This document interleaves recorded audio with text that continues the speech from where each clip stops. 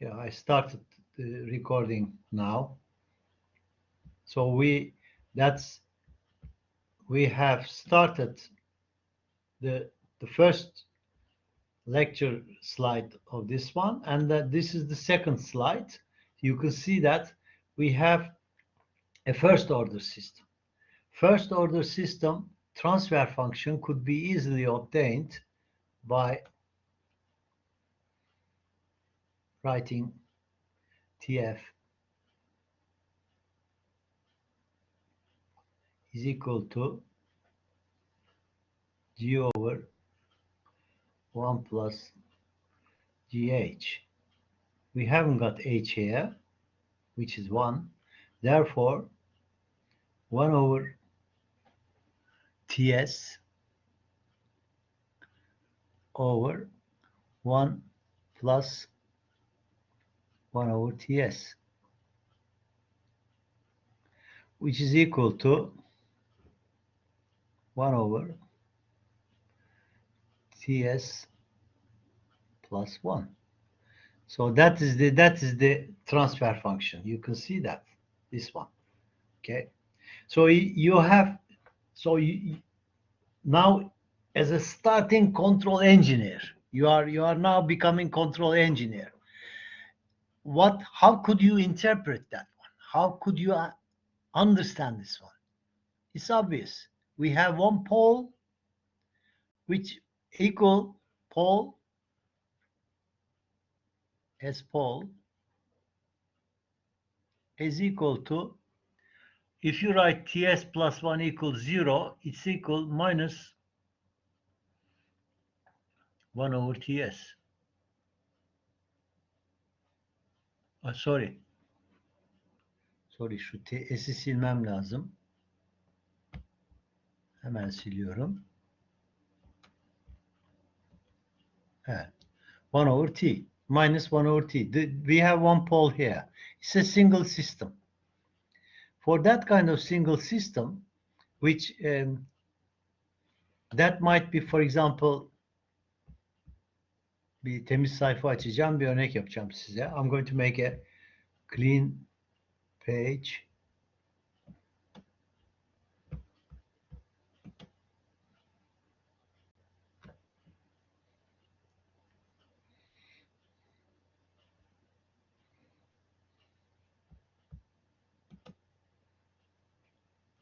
Now assume that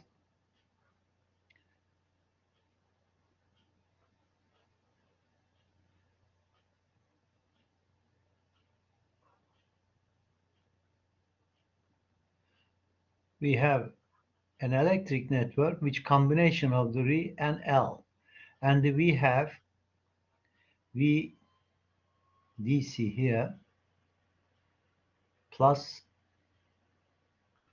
and minus values are there. Okay, so it's a DC value. So what's the current here? What's the current?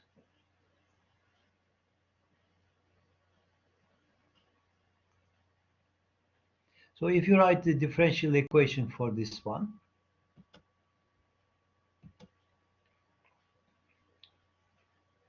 VDC is equal to Ri plus L di dt.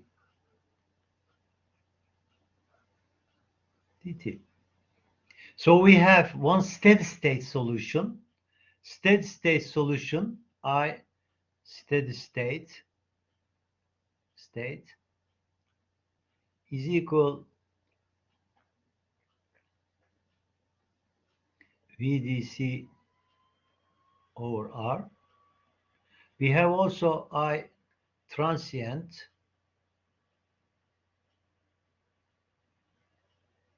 which is equal K times E2 minus T over tau.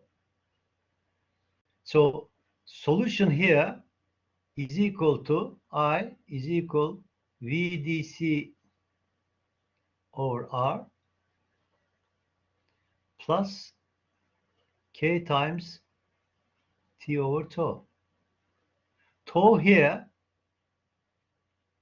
L over R, time constant.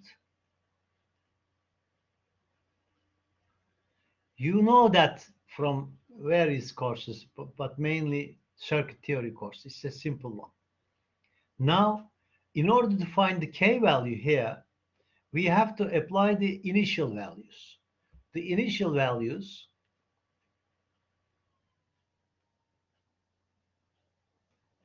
sorry, I want to change the color.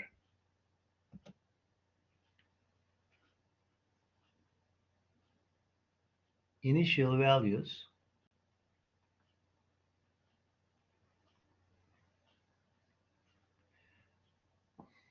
time equals 0, current equal to 0. That's our initial value. From that point, K, time, when time goes 0, that one becomes, this one becomes, time goes to 0, it becomes 1. Therefore,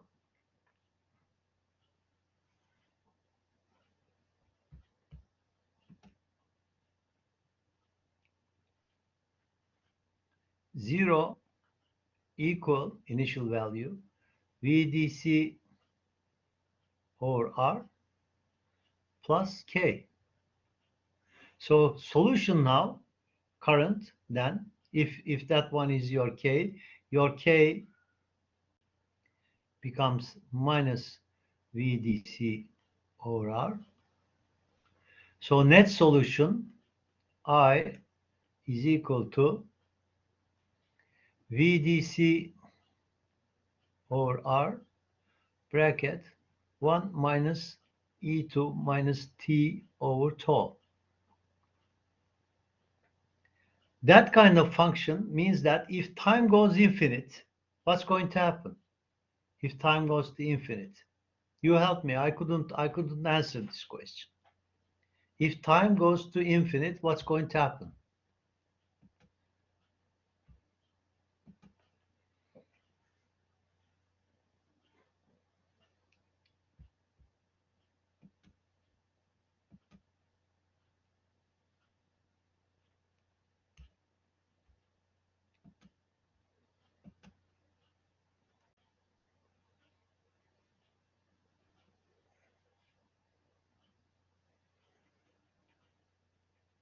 This is our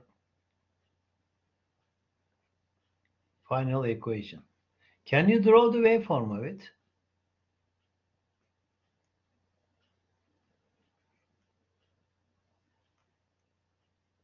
This is our final equation, current waveform. I ask a question to you. If time goes infinite, what's going to happen?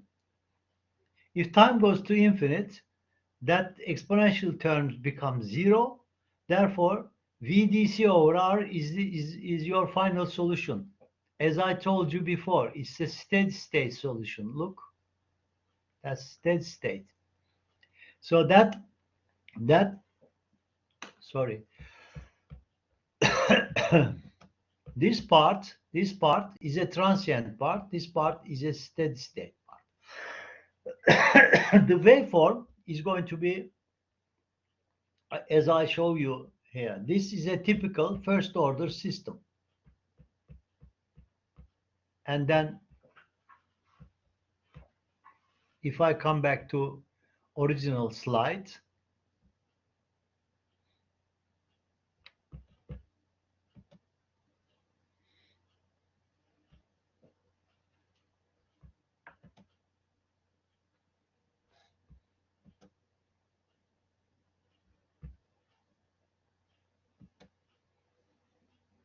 that's a typical system, and that one is the response of it. So if you employ a step function to this, step function means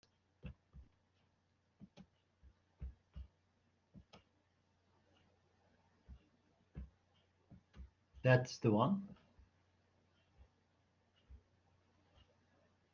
So you expect that your output should be equal to this. However, it's not occurring like this. It occurs like that. Since inductance is the device which store energy, so it doesn't allow the current rising immediately like this. Therefore, it depends L over R in your example, which is a time constant. Your slide saying time constant is T here, okay? Time constant.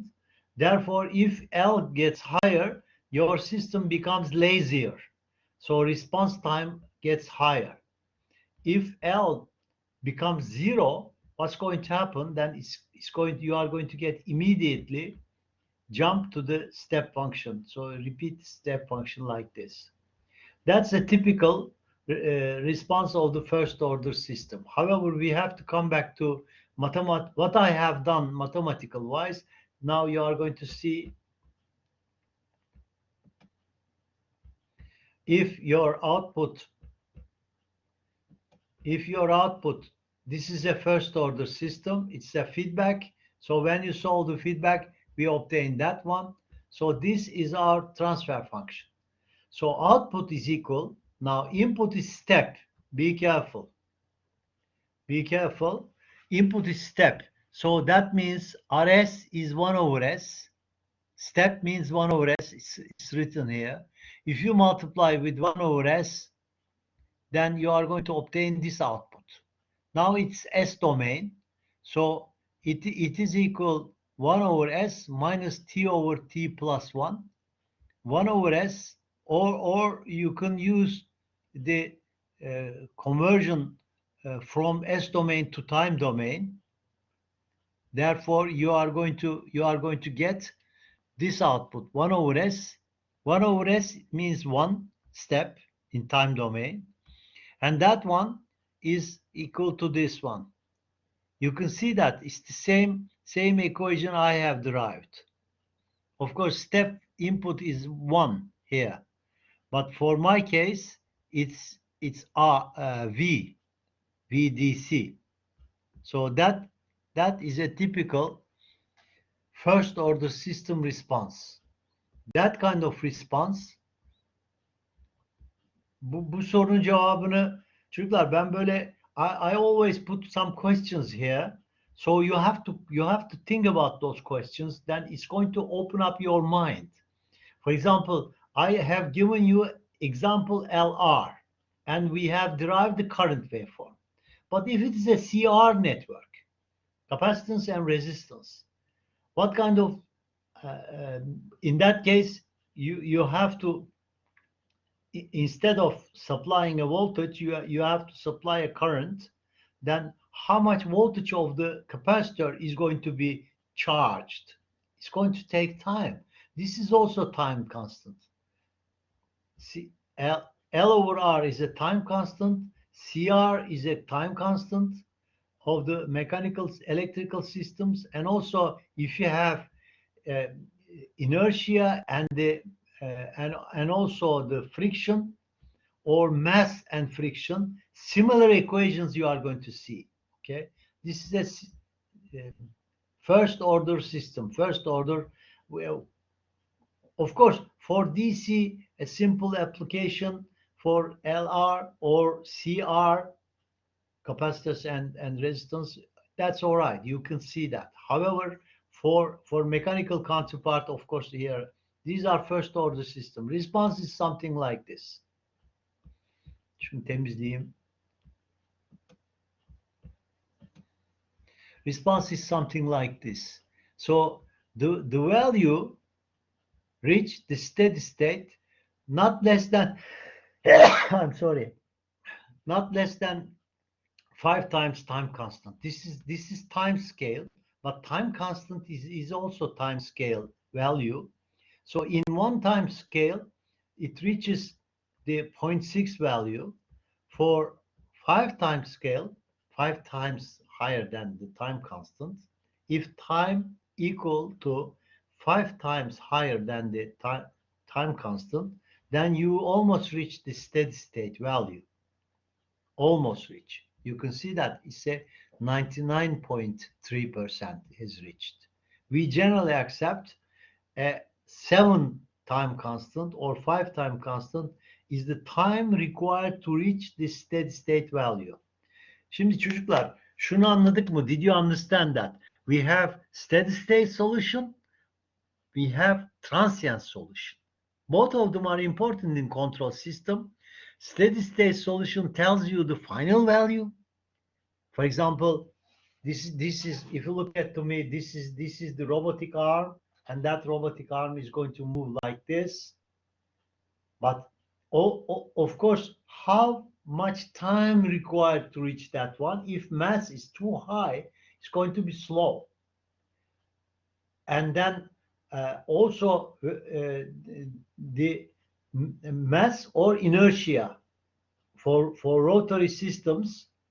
For rotary systems, its inertia then becomes the network a bit lazy. Lazy means speed could not reach the value immediately.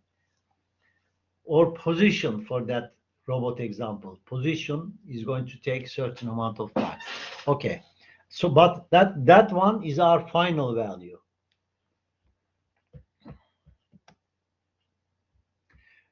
Your response, your input rather, might be step, okay?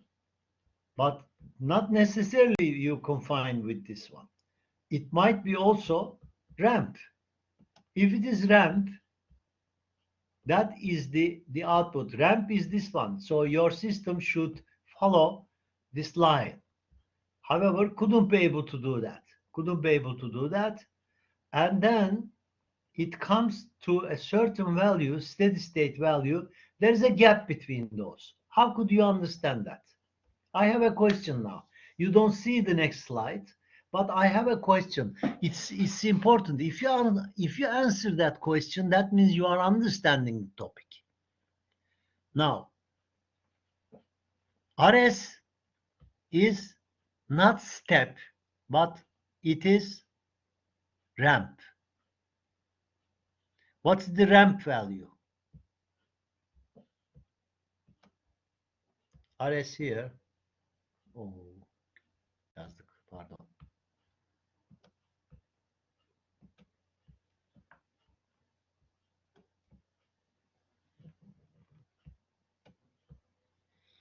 En iyisi kalemi kullanmak. Silgiyi silelim. Çizime geçelim. RS is equal. Who's going to help me to write? If you do not answer those questions, that means you are not spending enough time on control to understand this. 1 over S square. We have already discussed that one. We said step. We said impulse input, step input, ramp input, parabolic input. So this is the 1 over S square. So what are we going to do? You are going to give 1 over S square here. Your transfer function is known. Then you are going to multiply it 1 over S square in order to find the output. Output CS is equal TF transfer function times 1 over S square. Değil mi? Yani RS. RS. Şimdi bunu niye yaptım böyle? Arka slide'da var. Ama in order to understand the topic, we have to discuss like this. Now you look at the slide here. CS over RS is equal 1 over TS plus 1. Bunda mutabık mıyız? If you solve this feedback loop, you obtain that one. I have done it. In that case, however, you have a ramp input. For ramp input, RS is equal 1 over S square. Now, output is equal 1 over S square times TF, transfer function. Now, if you solve this system in inverse Laplace manipulation, you have already learned about the method. You can look at the Professor Nick's slide. I have already devoted some time to convert from Laplace, come back to time domain. So if you employ that one and obtain this one here, you can see that 1 over s square is ramp function. 1 minus 1 over s is equal, of course, step, but its value is t, time constant. This one is equal t2 minus, so you have to look at the conversion table as well, t2 minus e to power t. So now I have a question. What is steady state error here? These red ones are my notes. Those are my additions. What is your steady state error? How could you find the steady state error, çocuklar? Haydi. How could you find the steady state error? For steady state error, you are going to do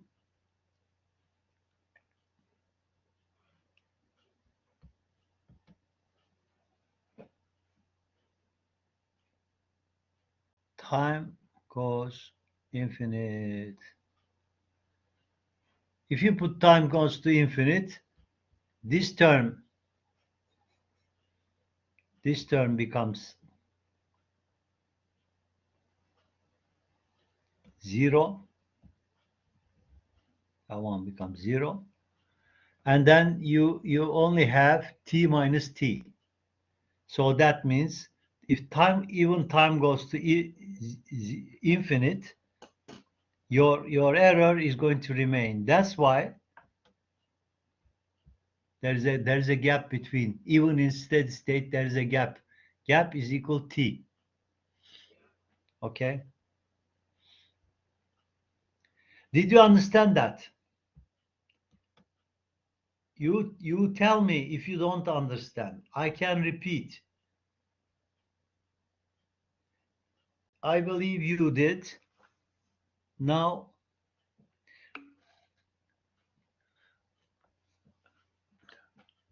as I told you something, I have been listening many lectures. Some of them are very sophisticated, some of them are simple. But if you are not sure that you do not understand it, that's the most dangerous case.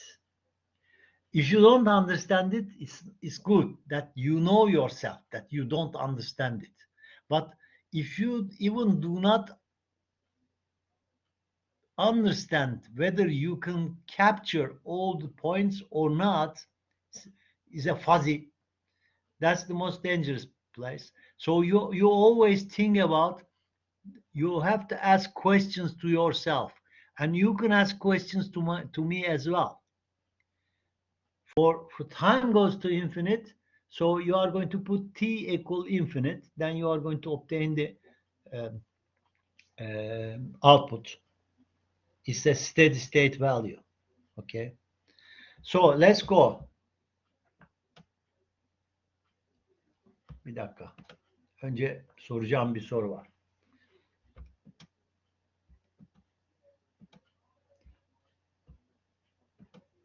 That one is a step input. You can see that. Yeah. That one is a step input.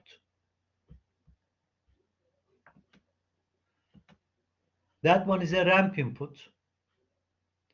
One thing we now realize, ramp input means your output should follow this trajectory, this line.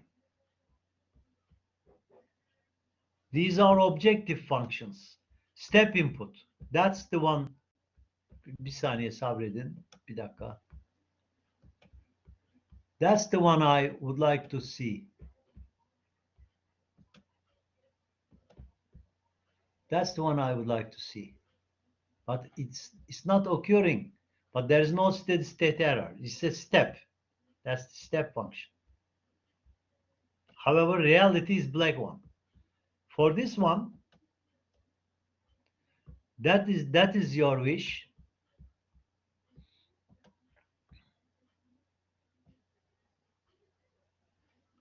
That is your wish.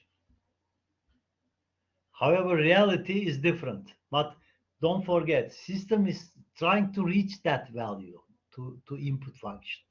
Now, what about impulse function? If you give an impulse function, what are you going to do? As input, we said step, ramp, now impulse. If you give an impulse function, the transfer function is going to be what? Ne olur transfer function? Çocuklar bunları bakın yani tereddütünüz olmaması lazım. Step 1 over s. Ramp 1 over s square. Parabolic 1 over s cubic. 1 over s power to 3. What about the impulse? For impulse it is 1. So if you have Rs is equal 1, your output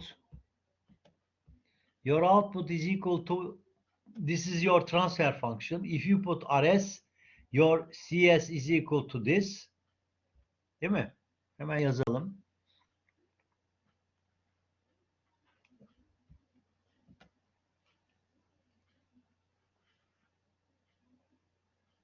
Output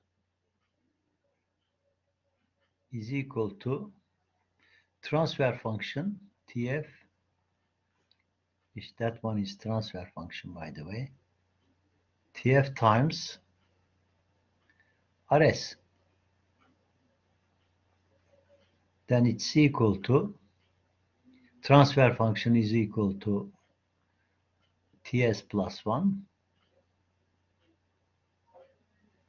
Rs de burada 1. 1. Bunun da çözümü devam.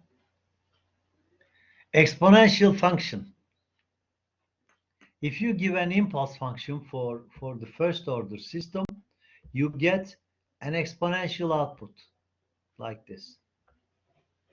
Of course, it becomes 0 if your inductance, for example, has got some energy, then current is going to diminish like this. Or if your capacitor has got some energy, then the current is going to be the voltage is going to be reduced like this. So this is the output, okay?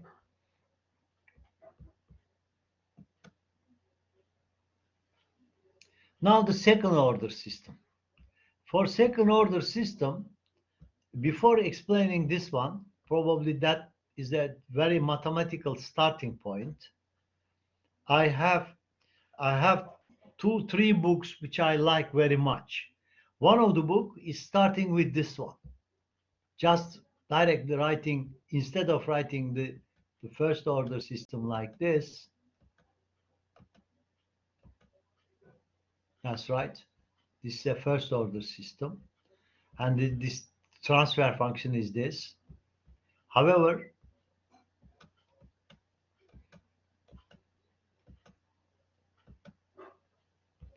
so this is a second order system.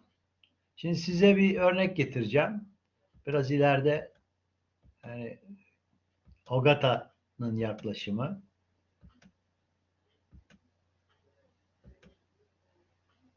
A system like this. A mechanical servo system. We have inertia. System is rotating. We have friction. And also we have a constant here. A constant value we give. Now this one, so this is that the equation of this one is equal.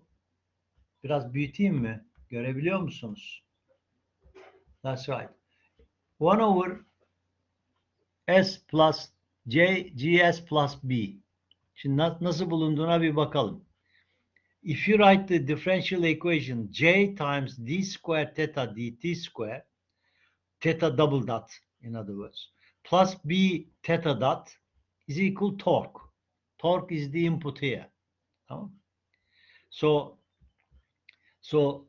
if you write this one is equal, since we have second order derivation here, s square involves plus first order derivation bs gs square plus bs times theta s is equal ts in s domain. This is a time domain, this is s domain. So in that case, the transfer function between theta over ts is equal this. However, if you multiply with, so you can see that is the transfer function here, okay? GS plus B. But you have to multiply with K.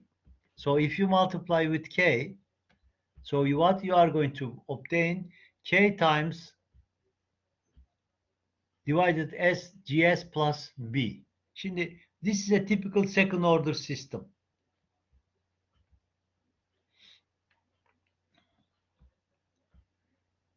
That means S square involves here, okay?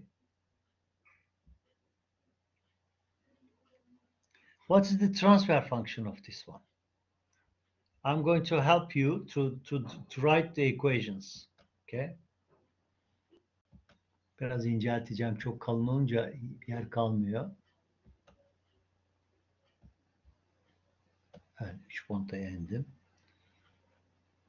TF is equal to K over S bracket GS plus B, close the bracket, over 1 plus K over S GS plus B. Do you agree with me? 1 plus GH. There is no H here. So transfer function here, TF, becomes K over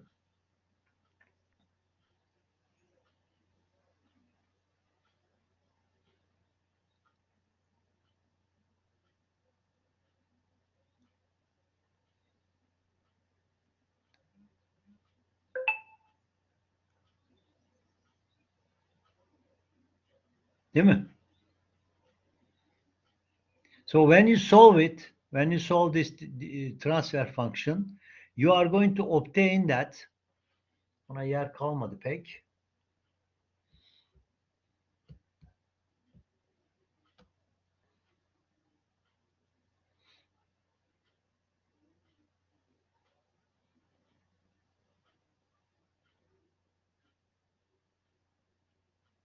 Şuraya yazayım. TF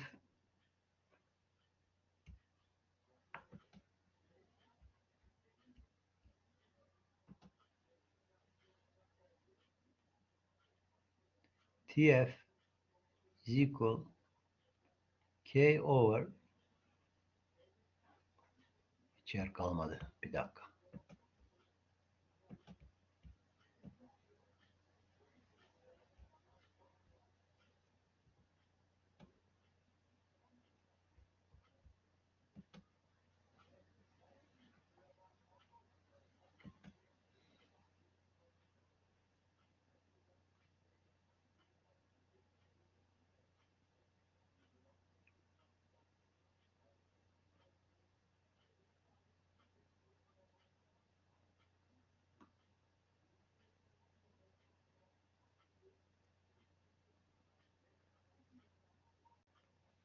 Tamam değil mi? GS square plus BS plus K,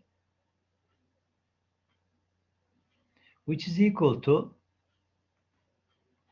Başka bir renkle yazayım. İyice karışacak renkler.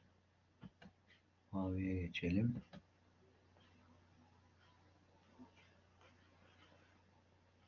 K over G over S square plus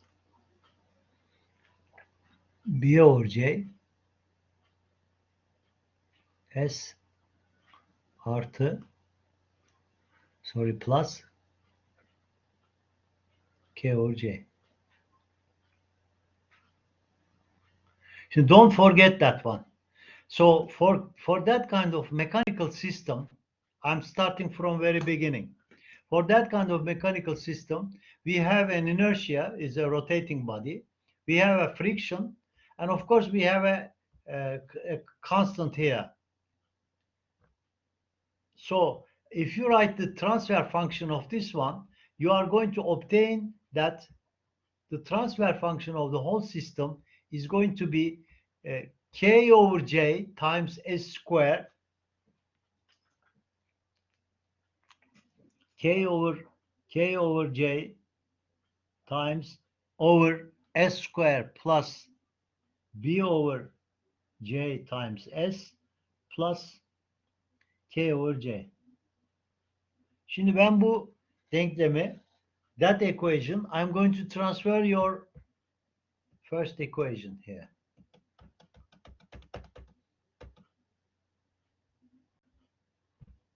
I write the transfer function of the mechanical system here.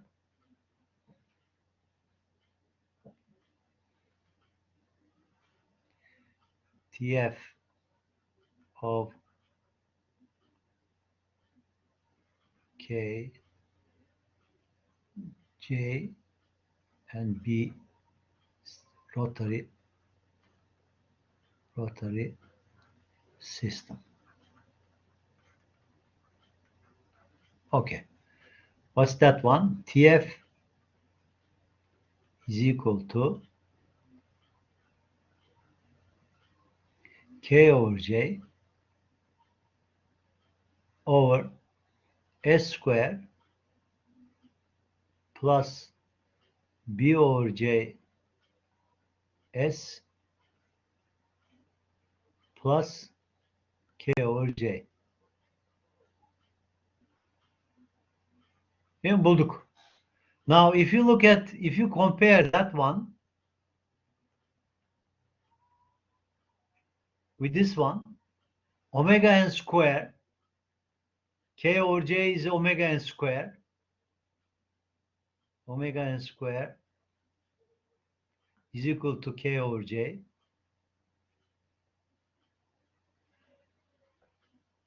B over J is equal to zeta omega n.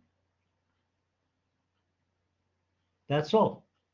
So that means that kind of system, which is a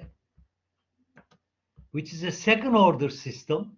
This second order system actually represents a rotary mechanical system, but also it represents the also translational motion mechanical system, or it represents LCR network, electrical inductance, resistance, and capacitance circuit as well. It's a typical second order system, right? Now, if you establish the physical meaning of those omega n square and the S square omega n, these are of course represented by some kind of mechanical or electrical counterparts in a physical world. In a physical world, there are equivalent counterparts of those. Karşılıkları var in Turkish. Okay? Her birinin. So omega n is actually the frequency of the system, and zeta is damping represent. Why it's so, we can see now in further discussion.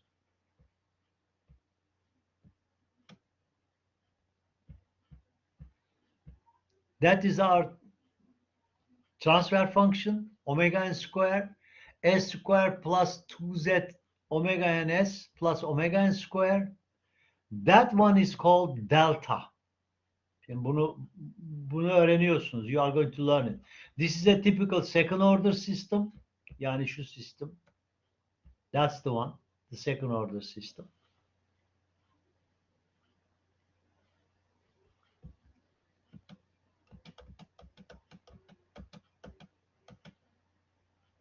Pardon. İşte bakın, that is the second order system here. 1 over s gs plus b. You can see that. Aşağıda in denominator you have gs square plus bs. There are two s in denominator. Two roots. Gidiyorum tekrar başa.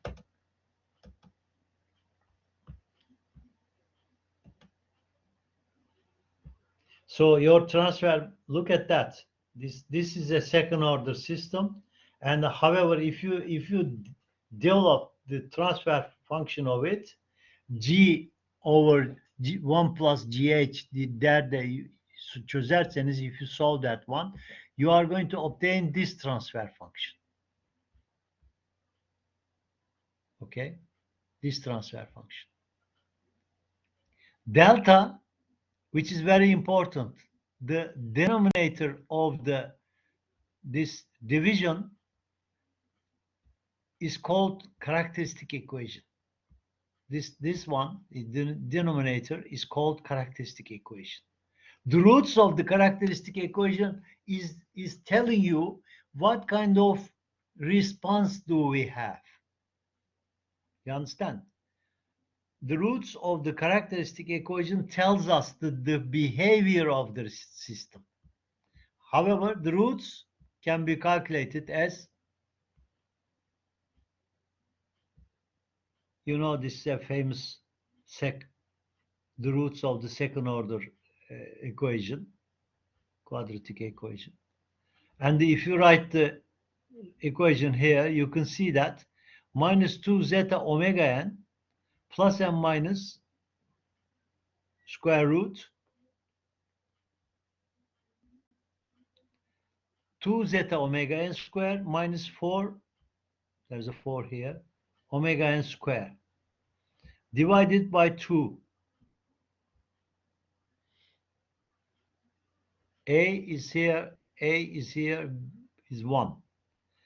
A, B here,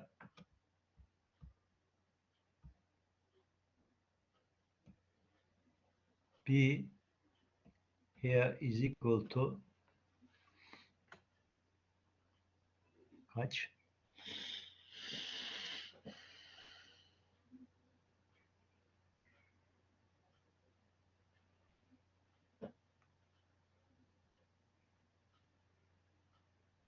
Two zeta omega n. 2 zeta omega n. A is equal 1. C here is equal omega n square. You can't hear me, but the others are hearing me. So turn off your computer and turn on again.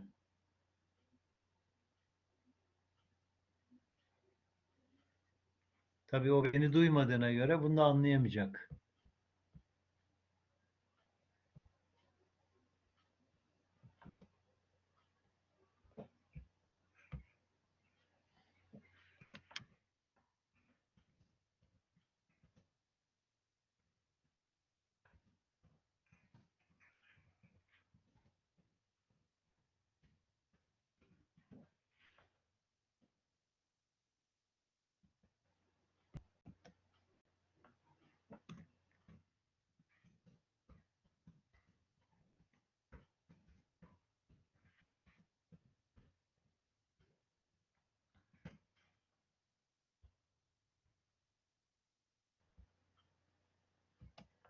If I wrote a note to him.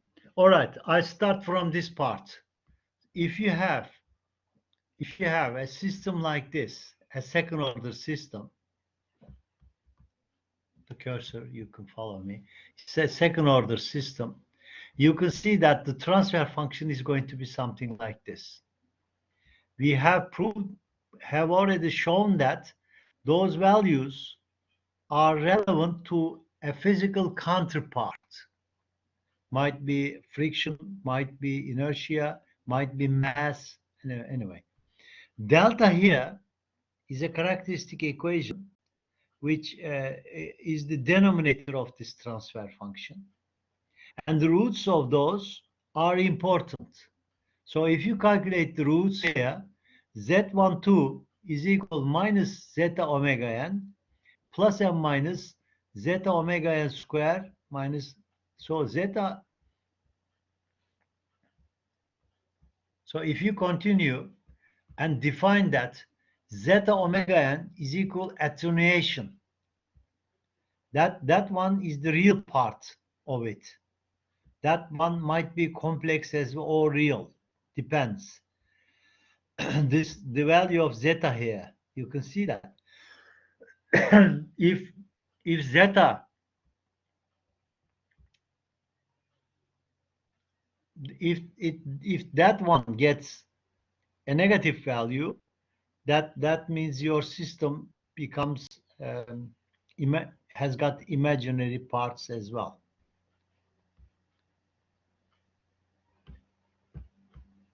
So it has minus sigma plus j omega n times 1 over 1 minus zeta square. So that one is called omega d. Şimdi onu yazayım buraya. Böyle yazdığım zaman daha iyi öğrendiğinizi sanıyorum. So this one is equal to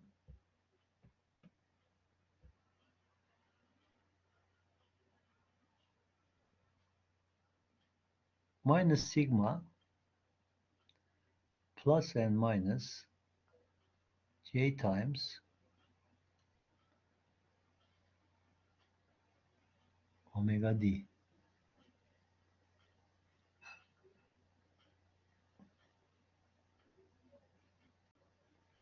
Omega d burada verilmiş. Damped natural frequency. That omega n is called undamped natural frequency, and the zeta is damping ratio of the system, and omega d is damped natural frequency.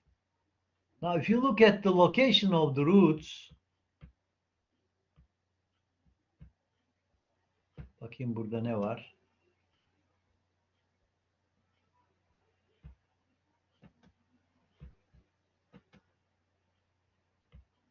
Ben bunu çizeceğim.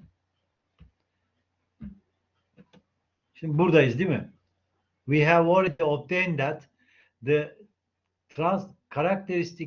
transfer function's denominator is characteristic equation. This characteristic equation, roots are important, and these roots are equal minus sigma plus and minus j omega d. So we go to a new page.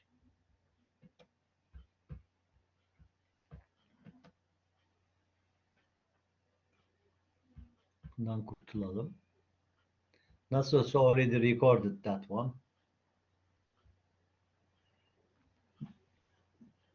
You remember you were asking some notes that is not available. This one was one of them. You see, when I was first starting, I used to use the second camera, and I used to write the equations here and by hand. Then you say that you send me email saying that those are not recorded. I was surprised that it should have been recorded, but I don't know what's happening. Anyway, one of them is this one, this example here. Okay.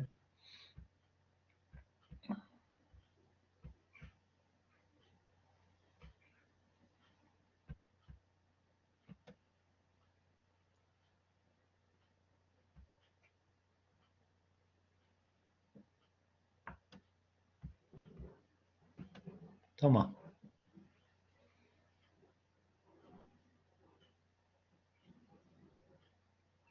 S12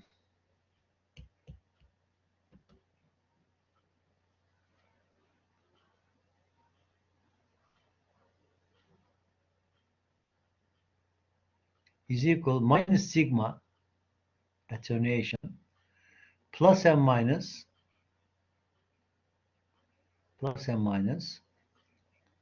G omega D. Tamam.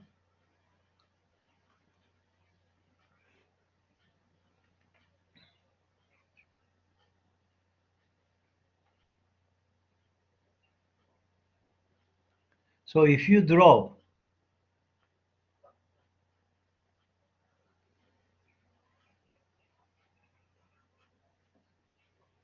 bakayım ya bir şey deneyeceğim çocuklar.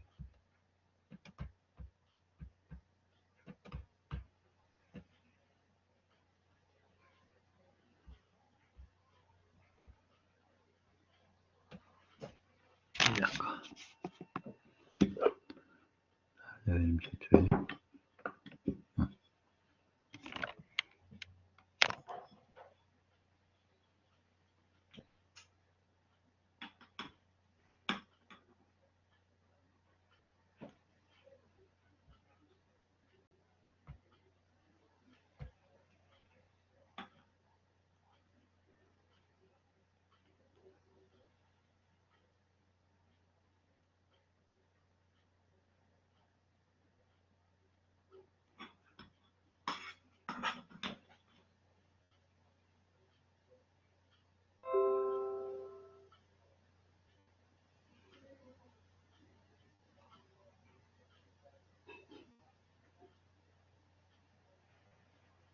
Evet, cetvelle de çizsem gene güzel çizemiyorum.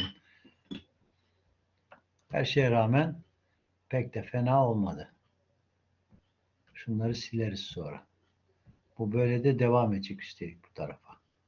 Şu kırpıntıları sileyim. Just a moment please.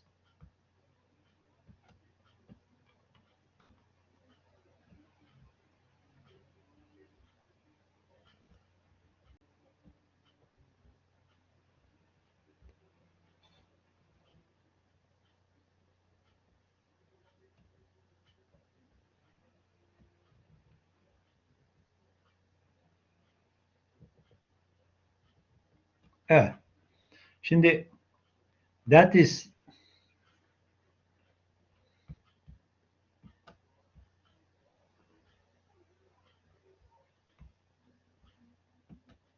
this one is real axis. That one is real axis.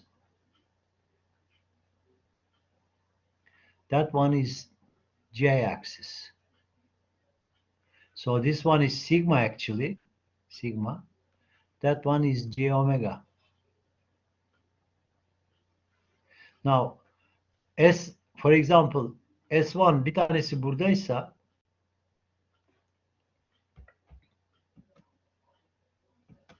if S1 is somewhere there, S2 is in the negative part of it, since it has plus and minus value here. Okay, so this length, that one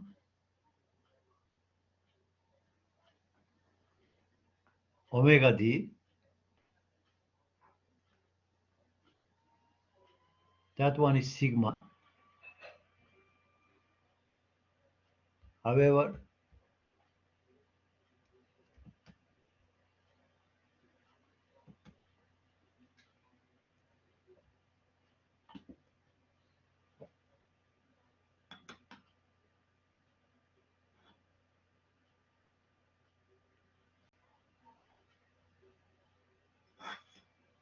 evet, bu cetvelle çizilemeyecek. Elle çizeceğim. Belki de çirkin olacak.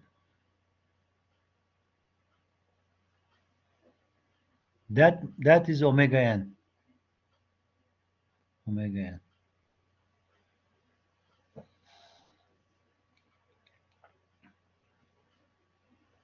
So the omega n omega n square is equal omega d square plus sigma square. Okay, so that is the location. Of course, you have one, this one is S1, S1, that one is S2. But it might be located in the real axis, so it depends the that is the root of the S square plus 2 zeta omega n s plus omega n square'in kökleri equal 0. Değil mi? Buradan S1 and S2 buradan hesaplanıyor S2. So it depends whether these are located like this, that might have real part and imaginary part, or it might be have only real parts. It might have imaginary parts. But one thing we are going to prove that these parts is unstable part. This is out of stability. So that is the limit. So these are the responses we are going to discuss. Çocuklar yoruldunuz mu?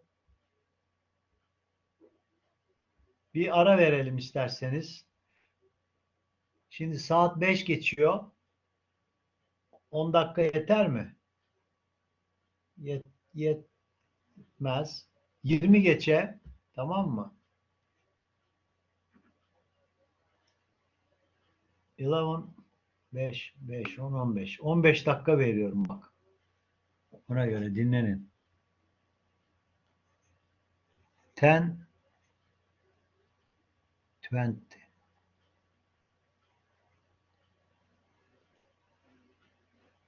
We are going to start 10:20. Okay?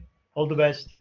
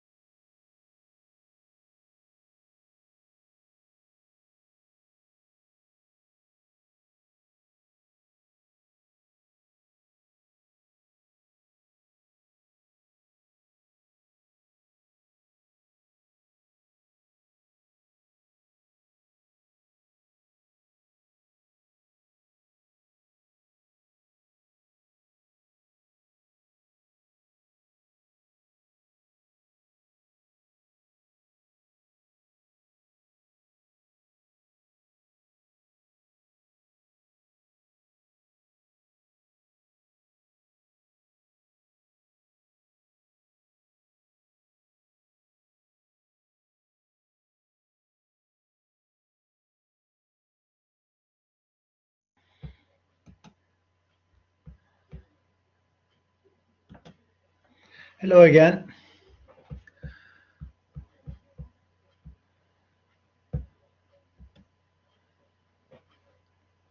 Now we come back to our original slide.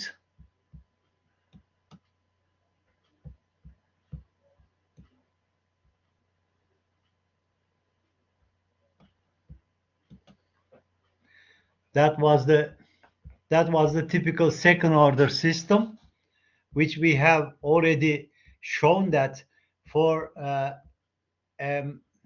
rotary system with the friction with a constant here, transfer function would be as shown here, k over j over s squared b over j s plus k over j.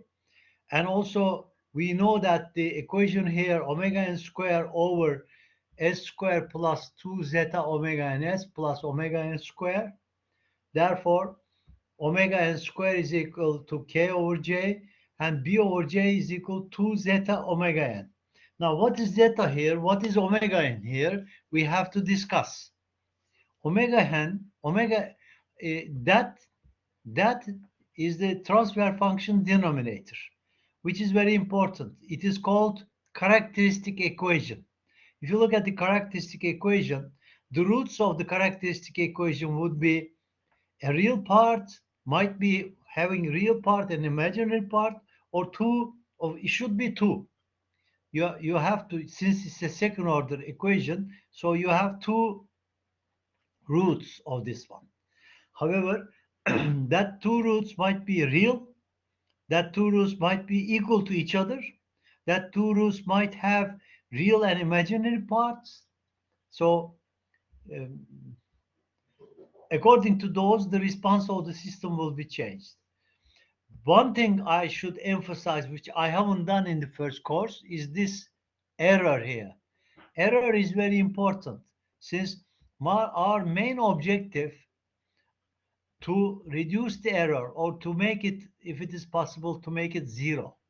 Okay, so that means error is the difference between real output to desired output. This is a desired output. This is your wish to see the output would be. So if that one is equal, CS equal to RS, then of course ES error is zero, is good. However, it's very difficult to achieve that. Now let's look at the solution of the transfer function, particularly the characteristic equation.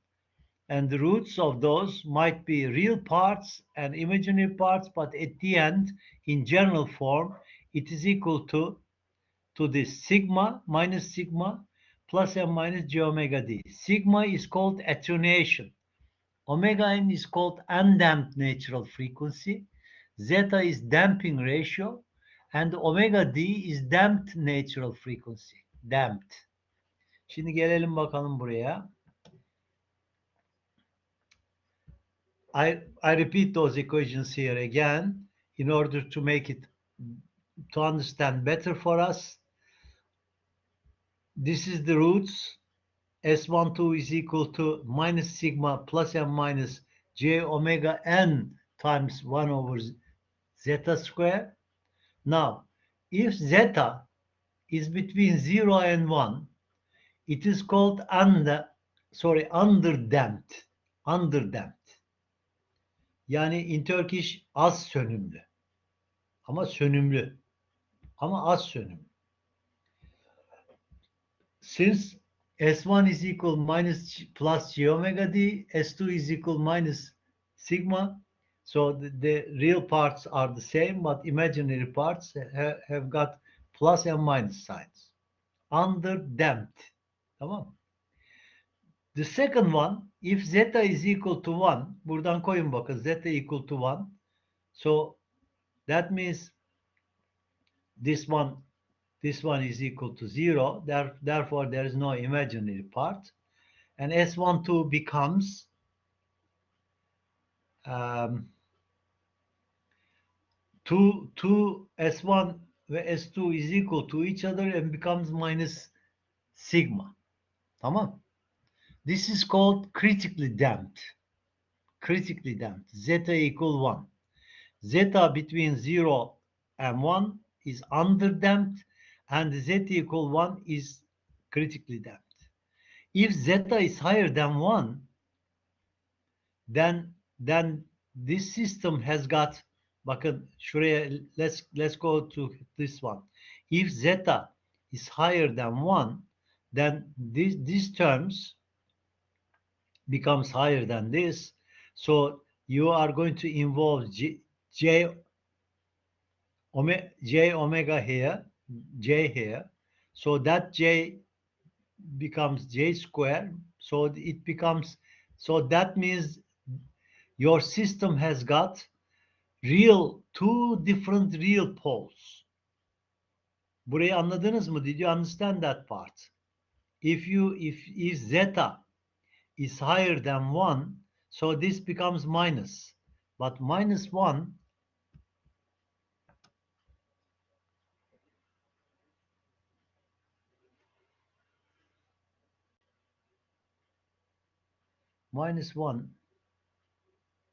is equal j square.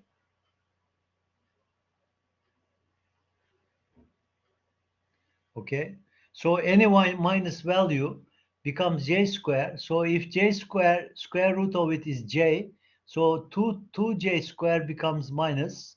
Okay, so the roots are going to be plus and minus real parts. This part becomes real. For overdamped case,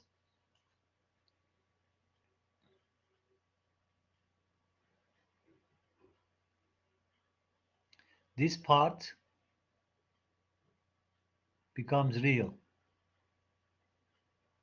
So that means we have two poles, S1 minus sigma 1, S2 minus sigma 2. Again, in the left-hand side of the S graph, or S plane rather. Underdamped, don't mislead yourself with underdamped and undamped. I'm sorry, I made a mistake. Undamped is equal zeta equal to 0. So if zeta equal to 0, şunu temizliyorum şurayı. Kafamızı karıştırmasın.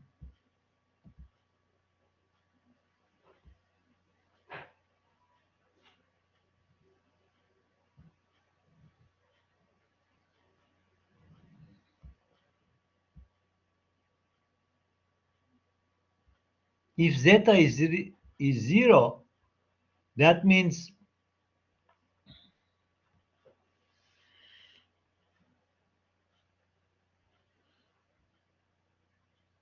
sigma neye eşitti çocuklar? Sigma. Geri dönüyorum. Sigma is equal to, follow my cursor please. Sigma is equal to zeta omega n, which is attenuation. But if zeta is 0, sigma is 0 too. You can see the pole here. Minus 0 omega n, we call it sigma. So this becomes 0, and all the solution, gidiyorum ikincisine.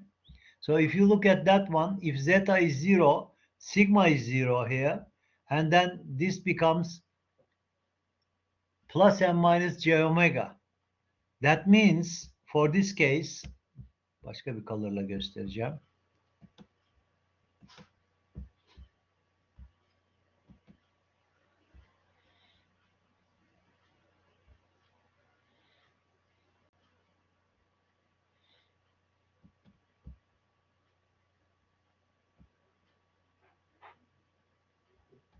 For this case, your poles are located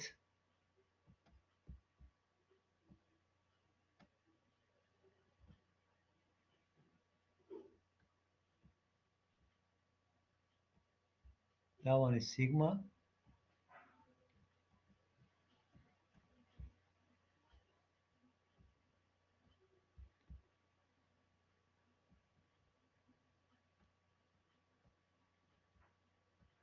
That one is omega, J axis.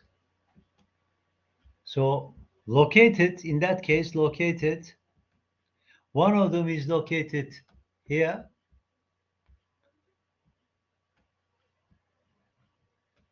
The other one is located there.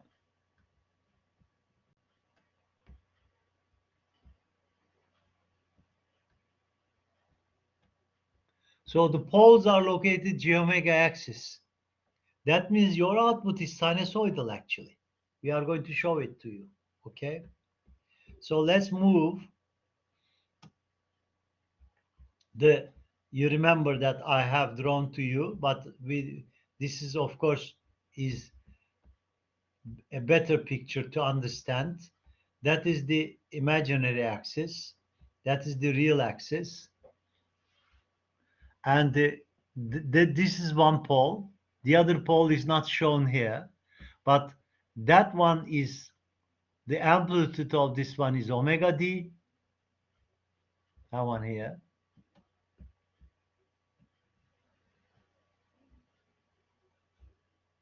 That one here is omega d, and that one here is sigma. This is sigma, and this line is omega n as I put it, and the omega d is equal omega n square root 1 minus zeta square.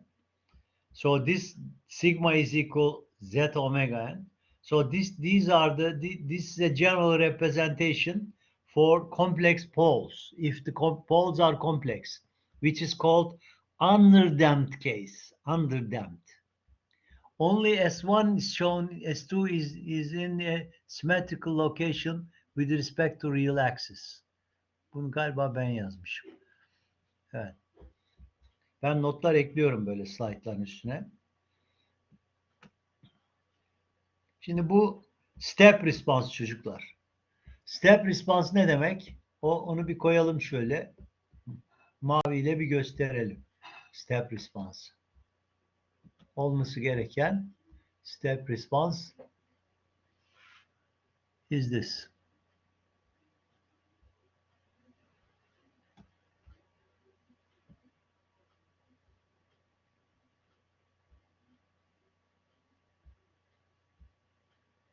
Bu. But of course it takes time. Şimdi zeta between 1 and 0, which is underdamped, az sönümlü, depends what the zeta value would be. For example, şu bir tanesini çizeyim.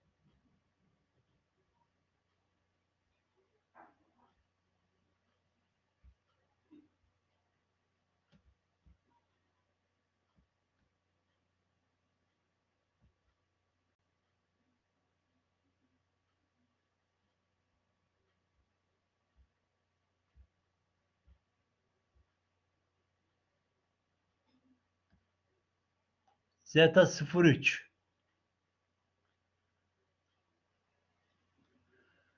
0,7. Bunu başka bir renkle göstereyim. Bakın. 0,7 en iyisidir.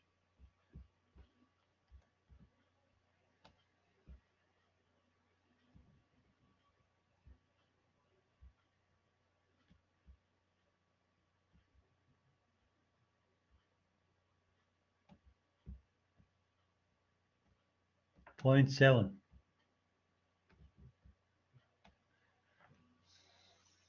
What's our objective here? Ne diyorsunuz? What's our objective?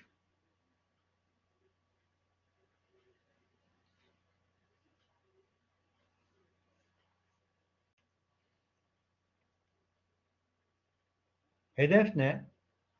Çocuklar. Evet. Ya söyleyin ya yazın.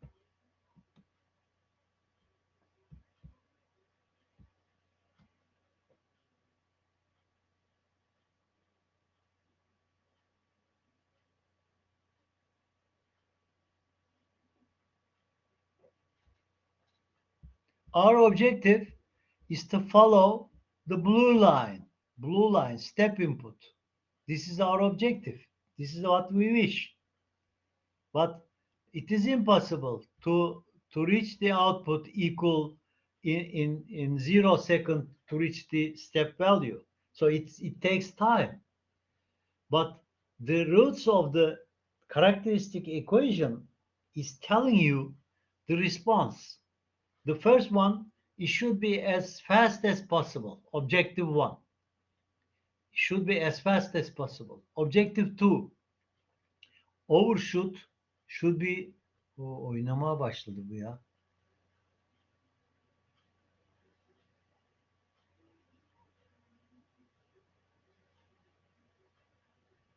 Neden böyle oldu acaba?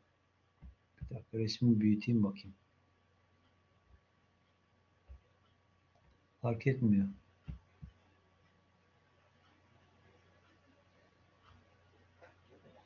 Neyse netice itibariyle hepsini bir sileyim. Bir tek mavi, the blue one is our objective. Siliyorum hepsini. Evet. That one is our objective, but it reaches to a steady state value in a longer time for some zeta values, for shorter time in some zeta values as well. For example, zeta 0.7 is one of the fastest and it has less overshoot. What's overshoot by the way? Overshoot hemen gösteriyorum. Overshoot is this response, this height. How many percent you are away from. Çocuklar bir dakika, önemli galiba.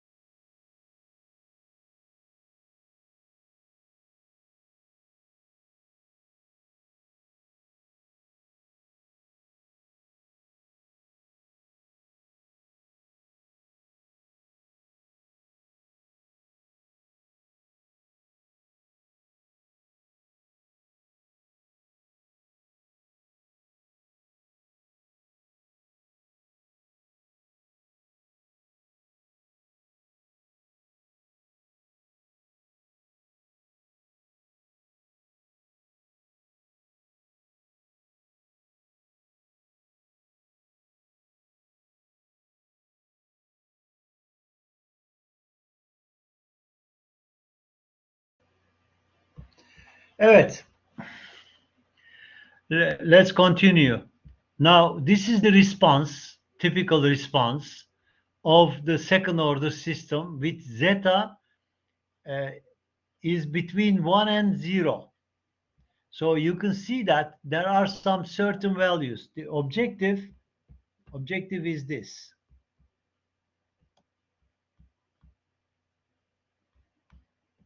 Our objective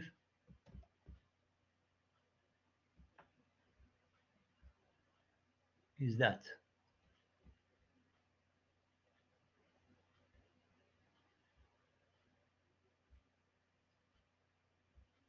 This is our objective function. So, of course, it takes a certain amount of time, and those times are also defined. Sorry.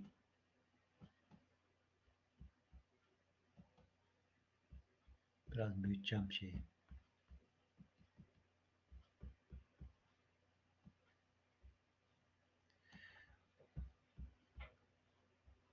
If your response, your output is reaching the first one value or desired value, the time takes it is called TR. TR. That time when the peak occurs is called T peak, TP. And when the result, the output is inside either 2% or 5%. There are two scales of this one. If you require your output, your steady state output should get in the 2% difference from the required value, input value, then this is the point where it gets in. This is 5%, I think. For 5% value, the time is called TS, steady state time. So these are, and also the peak value is called MP. So if I come back here, I haven't emphasized yet properly. If zeta is between 0 and 1, that means point something. 0.8, for example, you can see 0.8 here. There is a slight overshoot here as well. The best thing is 0.7, by the way. 0.7. So I'm going to explain it why it is so. So, but if it is 1, which you remember, zeta 1 is critically damped case. S1 and S2 are equal. So for that one, there is no overshoot. S1, follow my cursor, you can see that waveform. Çizelim bakalım onu.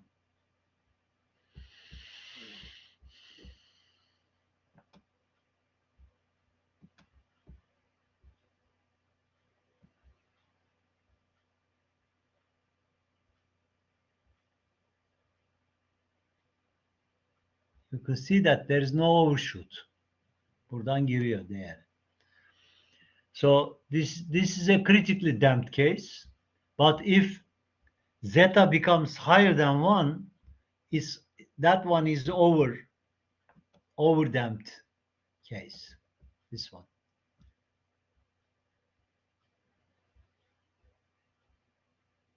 These curves, critically damped, under damped, over damped, undamped. Sorry, undamped'i göstermedim daha. I haven't given the undamped yet. This is over damped. This is critically damped. Kürsörü takip edin lütfen. Please follow my cursor. This is over damped. That color pink is critically damped, and the rest here are under damped. But there is one thing is called undamped. Undamped'i de başka bir color'la çizeceğim şimdi. I'm going to draw another color for undamped.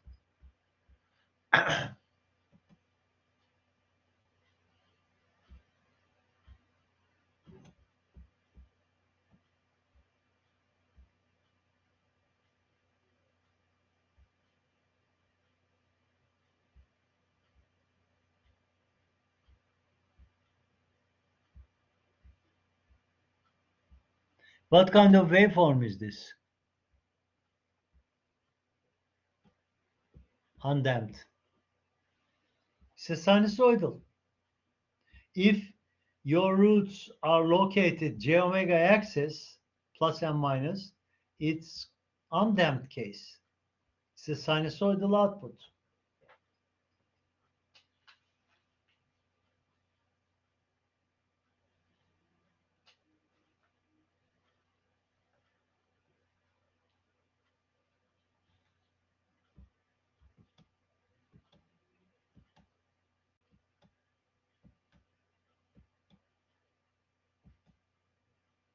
I'm just looking at what kind of material do we have.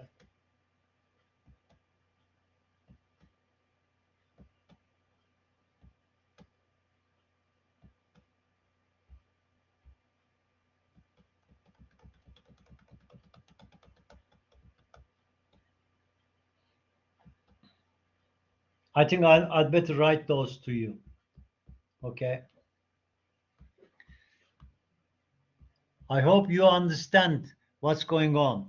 For second order system, the roots of the characteristic equation is decisive. That might be real, that might be complex number, that might be even imaginary. Let's have a look now.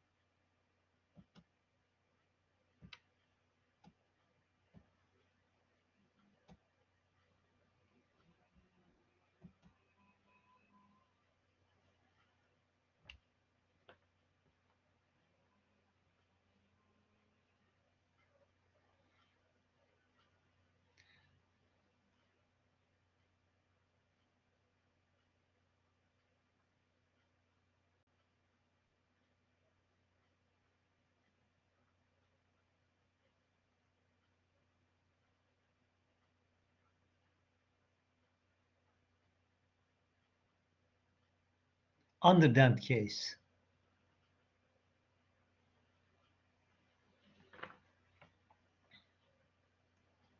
Transfer function is equal to omega n square over s plus zeta omega n plus g omega d. That means S1. That one, S2 is equal S plus zeta omega n minus g omega d. First of all, do you agree with me? So S1 sigma minus sigma, sorry,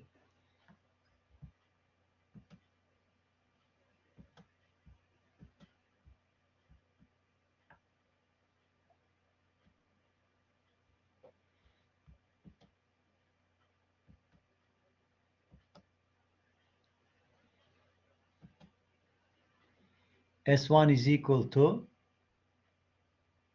minus sigma plus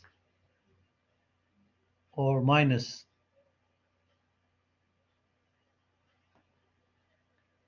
g omega d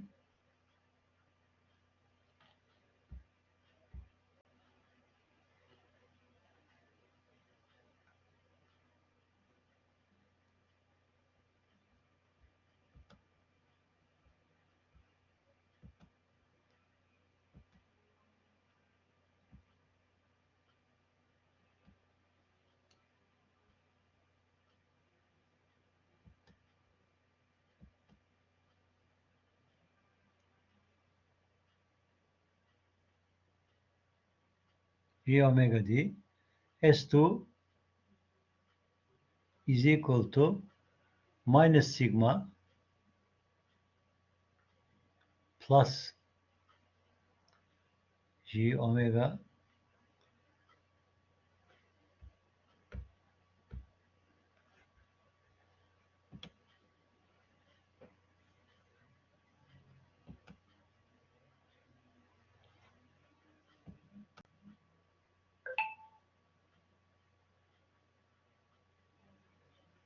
G omega D. Tamam. For step response,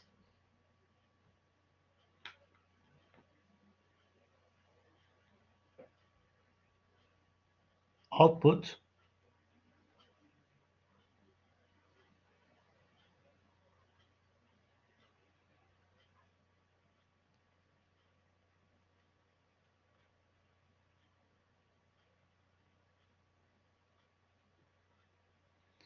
transfer function omega n square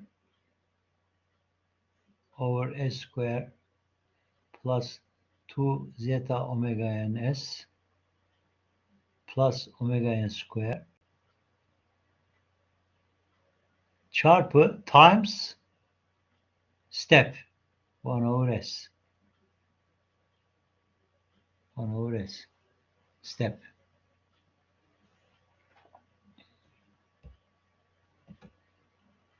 Step response.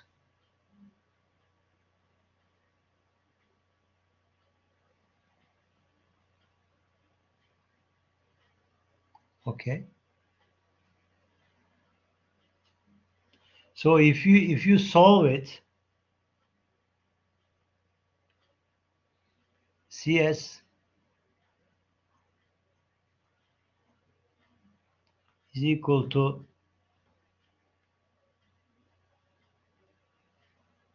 1 over s minus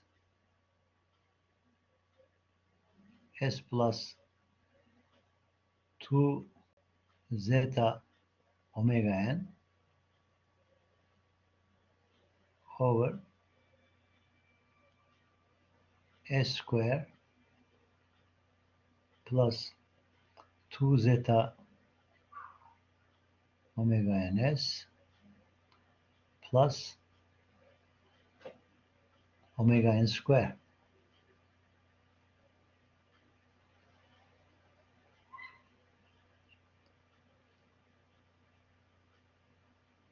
So when you solve it, which is equal to,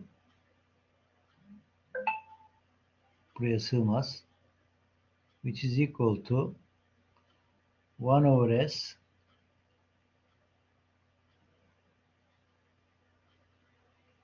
minus s plus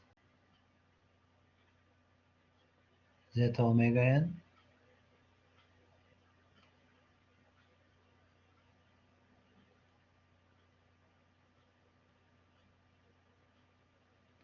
zeta omega n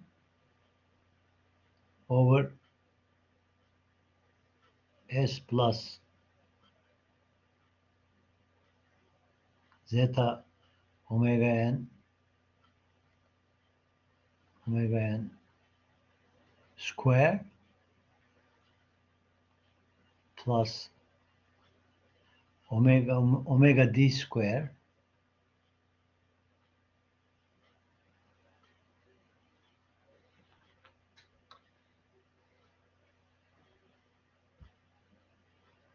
omega d square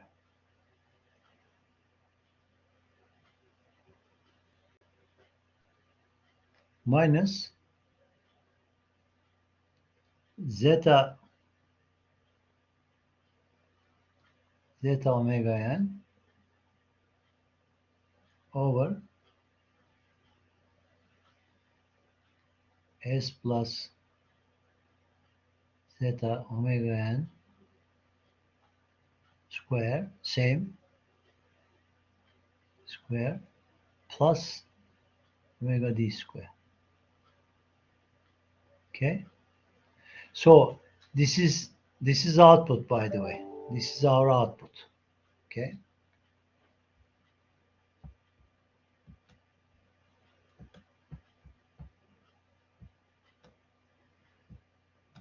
This is our output.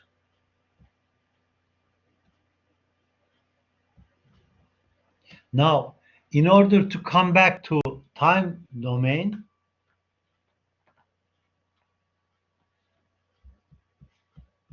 I continue.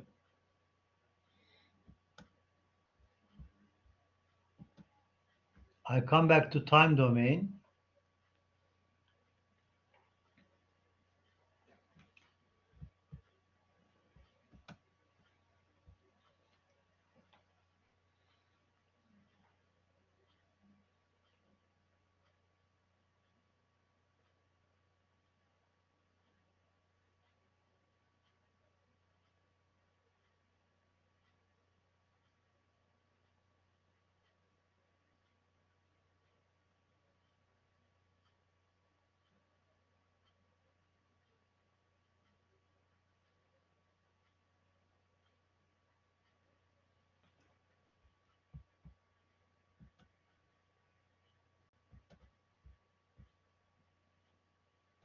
Beğenmedim.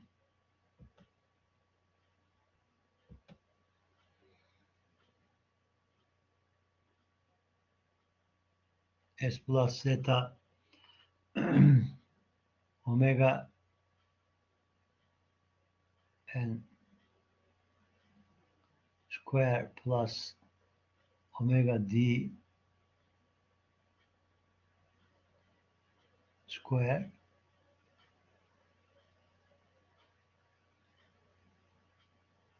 is equal to e to minus zeta omega n t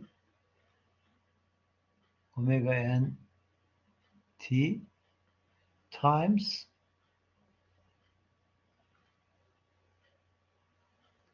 cosine omega dt.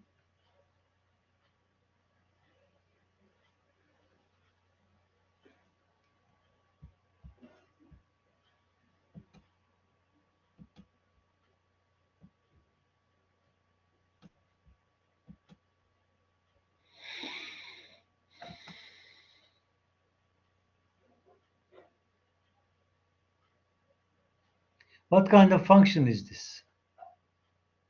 The other one, other term,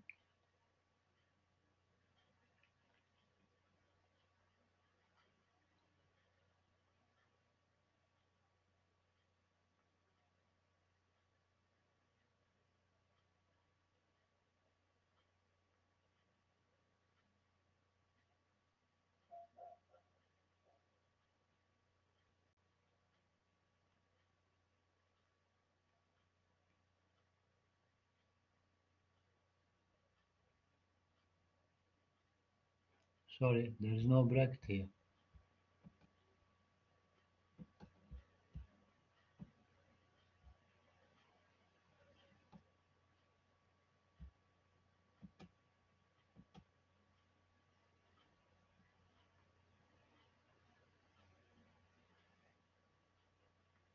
This one is equal to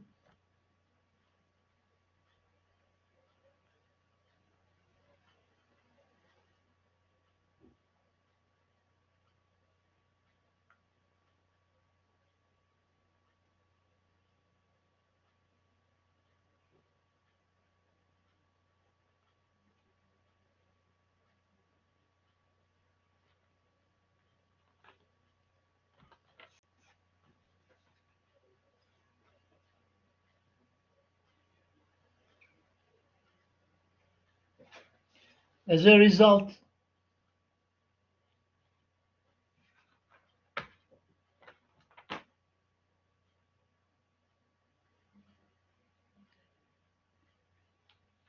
niye böyle oynuyor ya? Çocuklar siz herhangi bir şekilde karışmıyorsunuz değil mi? Bu yani normalde olması uygun olmayan bir iş oldu bu.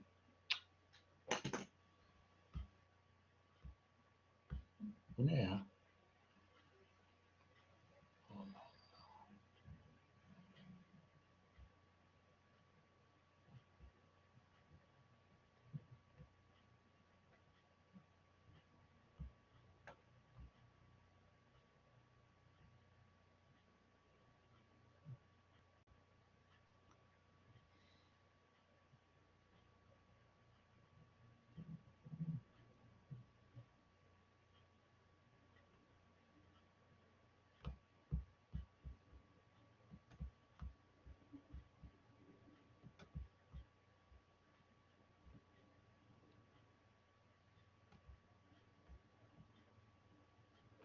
same.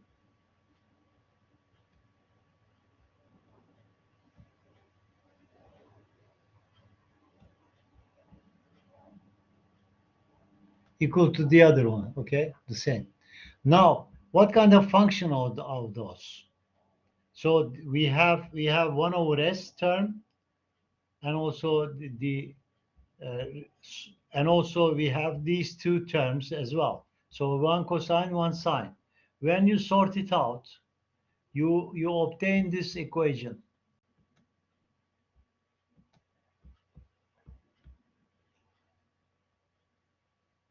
Ct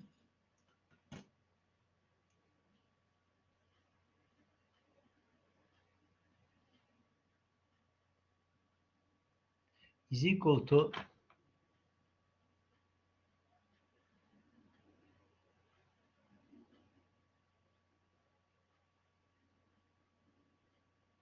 one minus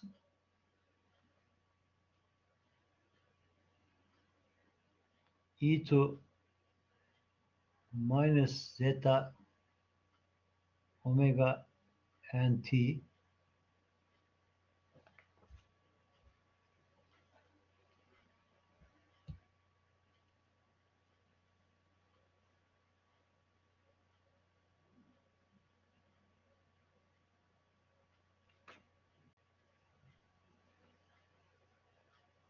over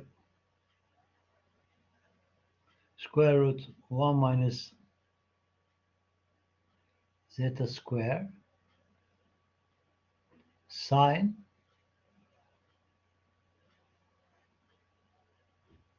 omega d t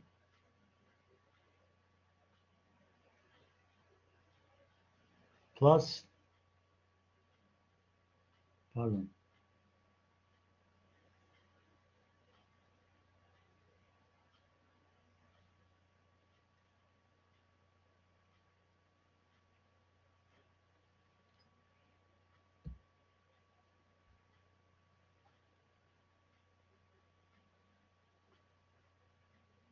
arctangent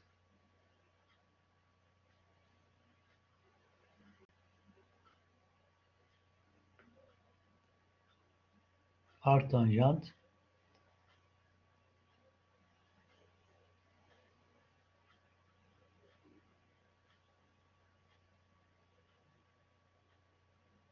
1 minus zeta square over zeta.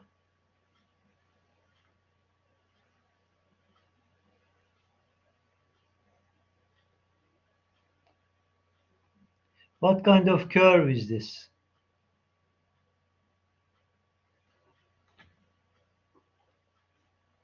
It's a kind of curve. Şöyle şuraya çizeyim.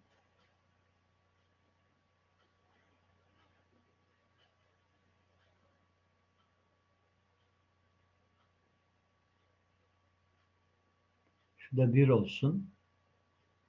This is a time. It's a kind of curve.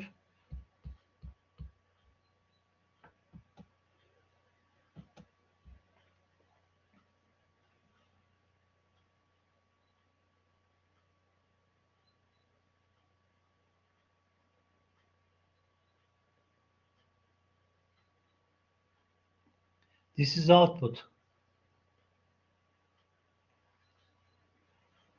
Of course, where is the value of zeta is decisive. Okay, so this is the underdamped case solution.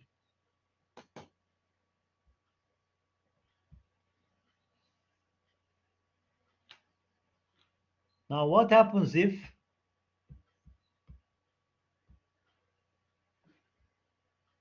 that was, remember that was his underdamped case.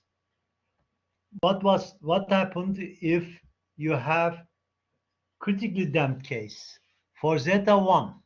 Buradan bir bakalım. Zeta 1 olursa ne oluyor?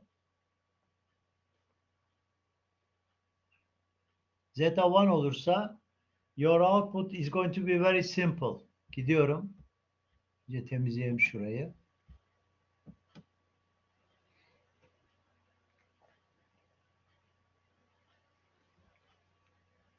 Hangi renkteyiz? Maviyle devam edelim ya. Hep kırmızı yazıyoruz, iyi olmuyor. Critically damped case.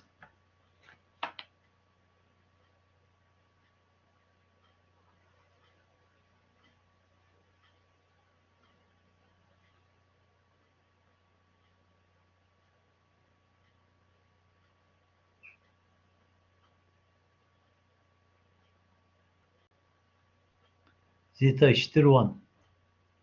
Your transfer function output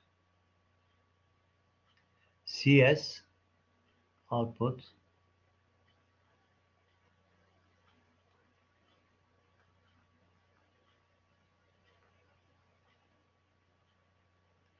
becomes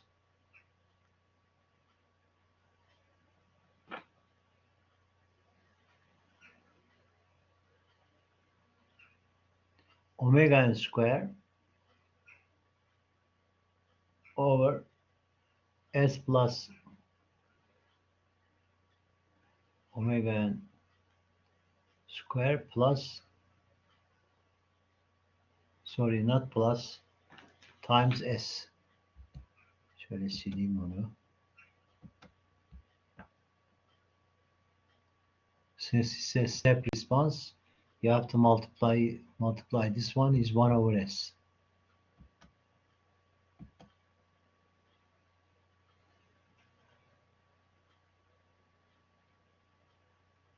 One over S. Solution CT time domain solution is equal to 1 minus e to power omega nt 1 plus omega dt. For time, of course, is higher than 0. Omega dt.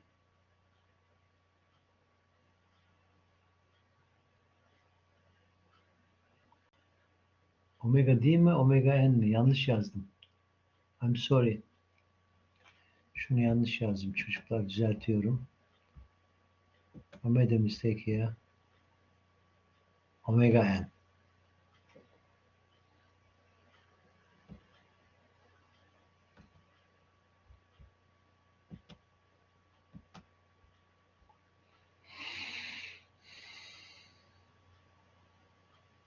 Omega nt.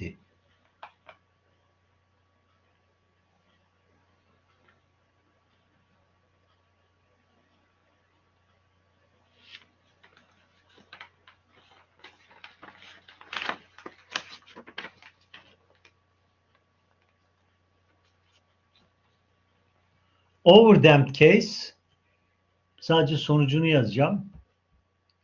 I'm going to write the equation, final equation, overdamped case. Renk değiştirelim.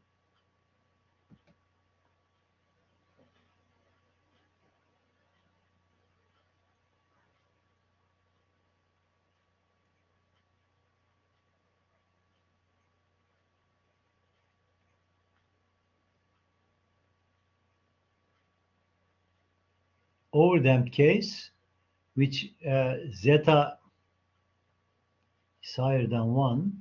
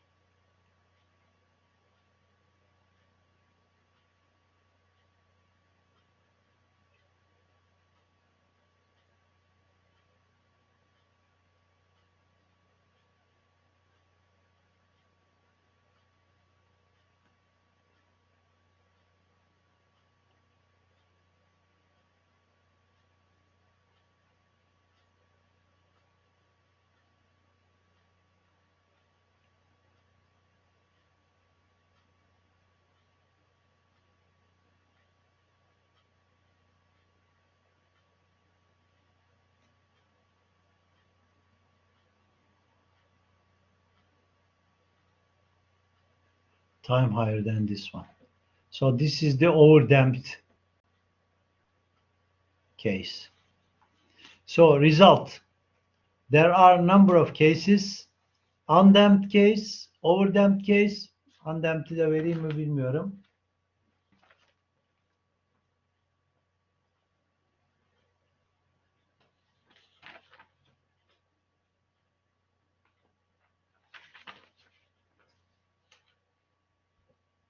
Undamped'i de vereyim.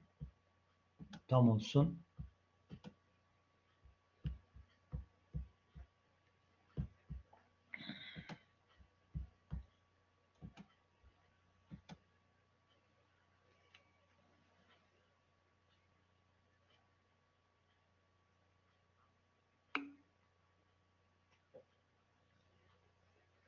Vereceğim break, vereceğim bir dakika.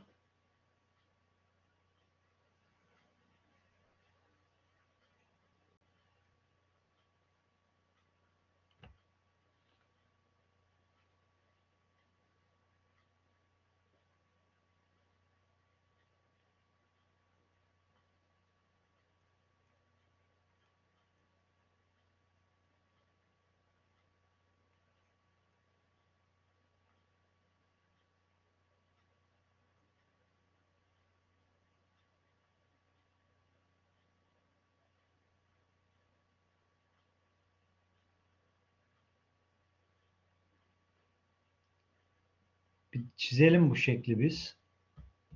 Step response'a. I'm going to draw that curve.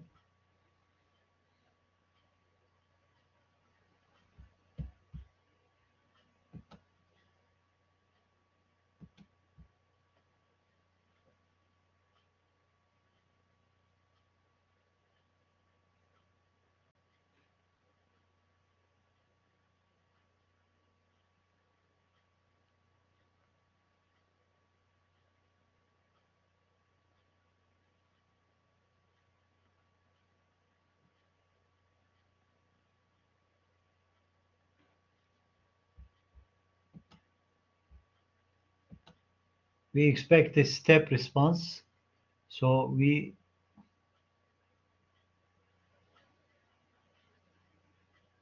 expect that kind of output. But what's happening, and this is time, by the way. This time. If time equal to 0, cosine 0 is 1. 1 minus 1 is equal to 0. Tamam mı? Kırmızı ile çizeceğim yine.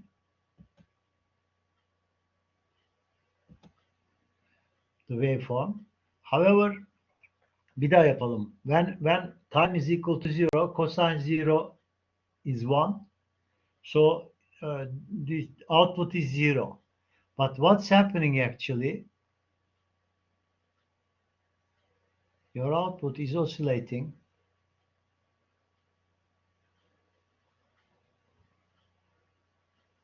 A sinusoidal function, which if for example, in order to make this one might be 1, is time is equal, omega nt is equal to pi over 2 olursa, değil mi? If that one cosine pi over 2 is equal to 0, and then that one here, and then it becomes 0 if it is 1 again, if that one is become pi. So that's the waveform you are going to get. Oscillation. And the poles are located, I repeat, the poles are located, this is real, this is imaginary axis,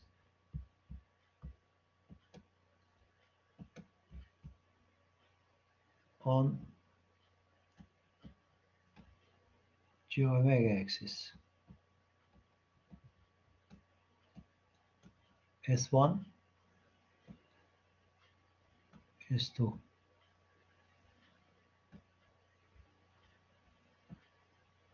S1. Peki çocuklar, let's have a break. Let's take a break. 11:30. Tamam. 11:30. 30.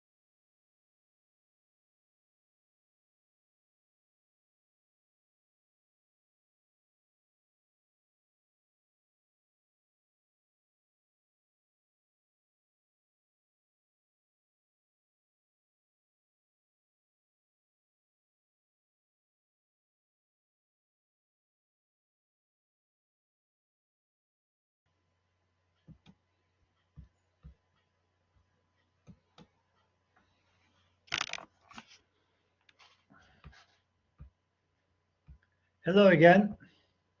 I'm going to take a very beginning. So I think I have to make too many equations and things like this. It's not very difficult topic. It's a second order system and the response time, response performance is calculated. This is a transient and steady state response. We have started with the first order system, which is might be inductance resistance or resistance capacitance, or in mechanical counterpart, the friction and inertia, or friction and mass. So that kind of system has got a, a solution like this, solution like this. Can you see my cursor? So at the end, transient part diminishes, and you end up with the required value. Okay, but time constant is always decisive how lazy is going to be your network would be. This is the answer. There's no oscillation at all. However, for this is a that one was step, that one was step input, that one is ramp input, and we can see that there is a ramp input, there is a steady state error remains. This is one point, and we have already calculated those for you. And if you have an impulse function, impulse means you are just giving a pulse to this system, and then the solution is going to be exponential, and it's going to diminish anyway. It's going to become zero as well. And the time constant is decisive here. You can see the equation. The time constant is already telling you how soon your waveform is going to be zero for impulse. However, in the second order system, I have started with the mechanical counterpart of it and proved that those values have got equivalent mechanical counterparts. It might be electrical as well. And your transfer function is something like this. And you can see that the denominator of the transfer function, which is called characteristic equation, is very important. Since the roots of it, there are two roots, S1 and S2. Those roots might be equal to each other, which is critically damped, real, might be two different real roots. This is overdamped, fazla bastırılmış, overdamped. But uh, if might be that zero here is between 1 and 0, so zero point 0.2, 0.5, 0.7, and things like this, then it becomes underdamped, az sönmüş, underdamped. And then if that zeta is 0, then it's undamped, yani sönümsüz, undamped, which is a cosine function. We say sine function, 1 minus cosine omega t equation. So, but the definition of those, we have already discussed the roots, the characteristic equation, the roots, and we have seen some parameters we have to define. That sigma attenuation is zeta omega n. Omega n undamped natural frequency, and zeta is damping ratio, which is very decisive, and omega d is damped natural frequency. So if you come here, that is the step response. Blue, for example, the green one is undamped. That pink one is critically damped, and the red one is what's called overdamped case. All of them should be going to step. So, for example, point 3, point 4, point 3 daha görünüyor. It's going to be something like this.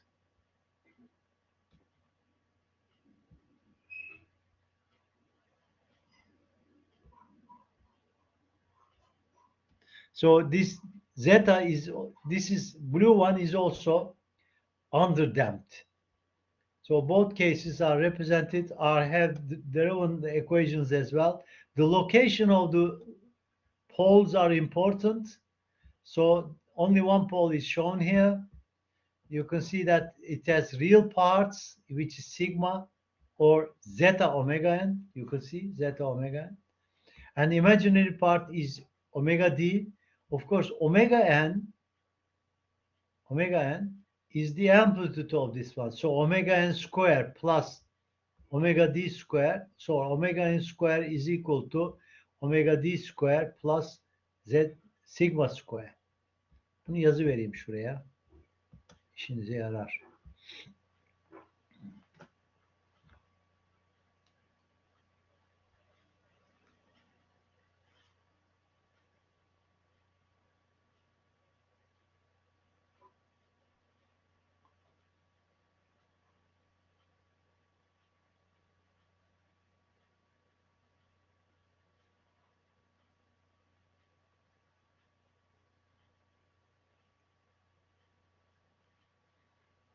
Omega n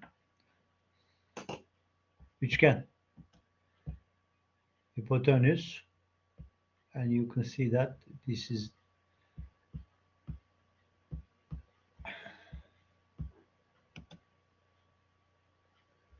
and also the underdamped, critically damped, overdamped, and undamped cases are evaluated, and it has shown those values, those curves. As a control engineer, you are going to change the transfer function to make the underdamped with sometimes somewhere 0.7 zeta, somewhere 0.7 is the best one. Okay, and also we have defined those values. These are the values. Definition: TR T. This one is also TD, reaching the half value, but TR is the rise time, and the TP is a peak time, and the TS is the settling time. That you remember my equations. Now this represents our curve. I'm going to draw that curve for you.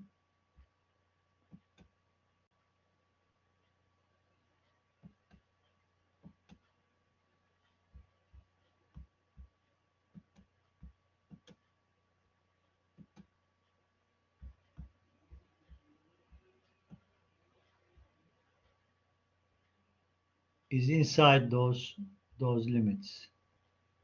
Okay, so this is underdamped response curve.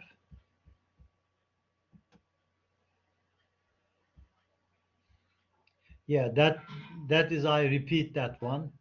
TD, delay time. This is rise time, peak time, TP, peak time. MP, maximum overshoot. We generally give it in a percentage, by the way. For example, over 10% is not good. The overshoot, generally, it's expected that overshoot should be lower than 10%. And also, this one is settling time. There are two criteria. One of them is 0.05. The other one is 0.02. If your solution gets inside the 0.2, of course, it's going to take a longer time, and we calculate those times as well. That is the example I have already shown you, the mechanical counterpart of the second order system. And here, I already described that one. Which one is zeta, which one is sigma, which one is omega d. I have already described that one at the beginning of the course. That curve is a change of the TS settling time with zeta.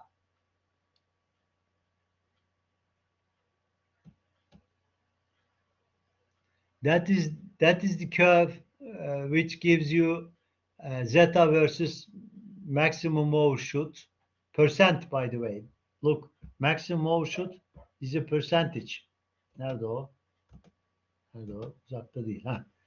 MP here, you can see that percentage. For example here öyle görünüyor ki %30, 30% or something like this here. Neden? Çünkü buna bölüyorsun. You divided that one. This one divided by this one. Bunun aşağı yukarı da üçte biri falan gibi ya da dörtte biri. Yani 25 falan. Yani %30 ile 25 arasında between 25 and 30, 30%. Evet, percent value demiştik.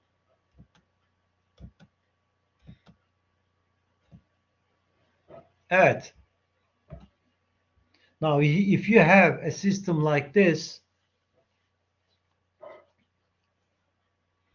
this is a typical electric machine control.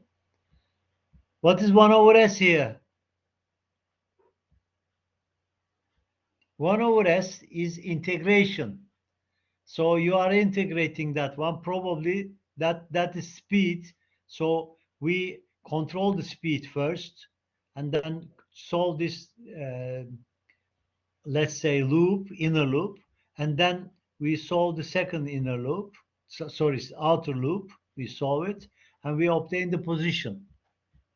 Yeah, that's right. I have wrote that one here. Output theta, which is position, inner loop is velocity feedback, inner loop is omega m, the speed loop. This one is speed, mechanical speed, omega m. Don't mislead yourself with omega in response time, response frequency, and things like this, and the mechanical actual speed. These are two different things. So if you look at the transfer function of this one, I'm sure you can reach to this one. Since first we are going to solve this one, this feedback, and then we are going to solve this feedback and obtain this transfer function. This one is a measuring gain of the speed. That is assumed to be 1. When you solve it, bunu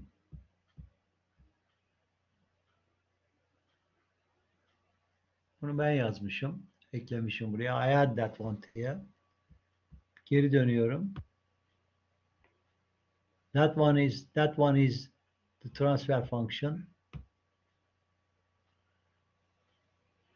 Same one. Bakayım aynı mı? Ha, yok değil. Tabii bunu da çözüyorsun. When you solve this transfer function, this is G. That one is G.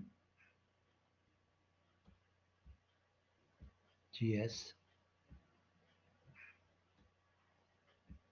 So TF is equal to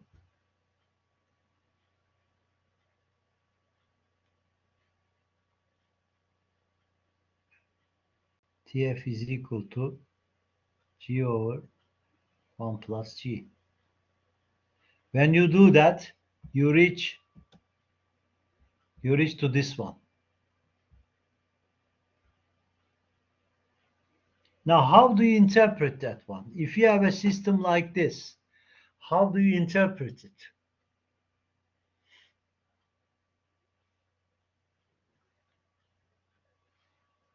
Yukarıya size yardımcı olacak bir şey yazacağım yine.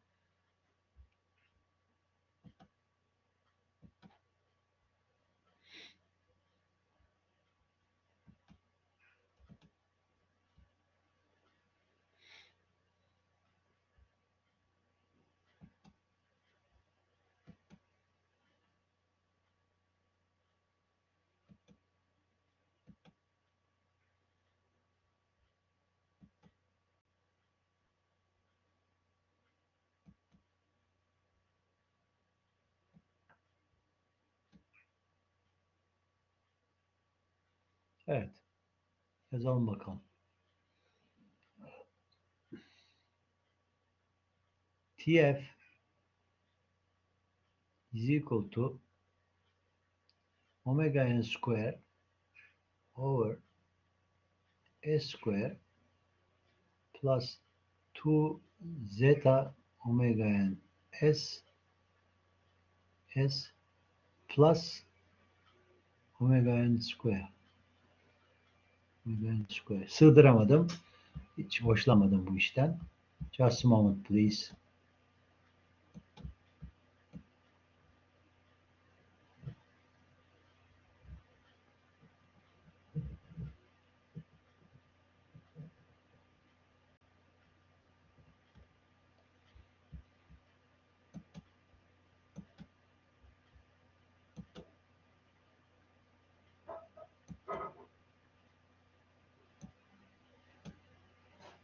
Evet.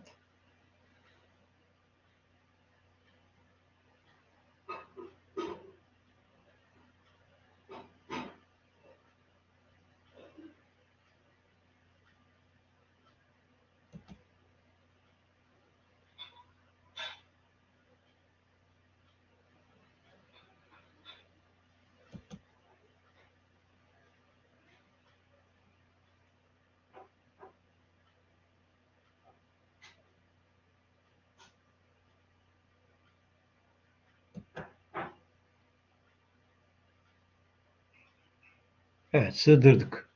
So you can see that omega n here, omega n is here is square root k. Yazalım. Omega n. Şuraya yazayım ya. Burada yer var.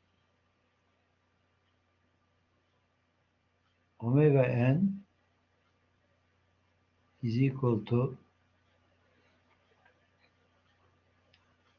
k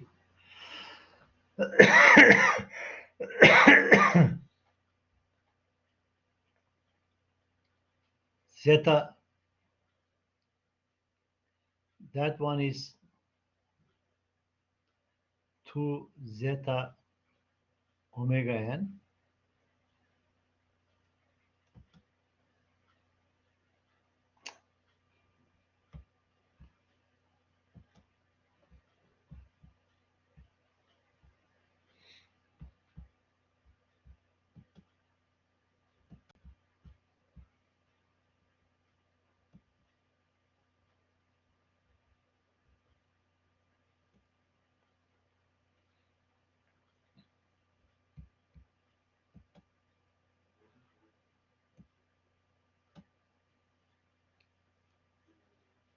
If that one is 2 zeta omega n,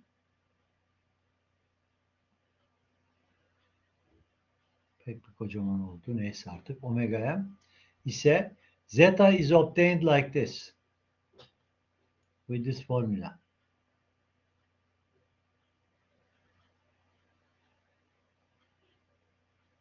Zeta. So how do you interpret that one? Omega n is equal to, if you put those values there, you can see that omega n is equal to k over j, square root k over j. And it's not affecting really undamped natural frequency of the feedback. So this shows that that zeta is proportional with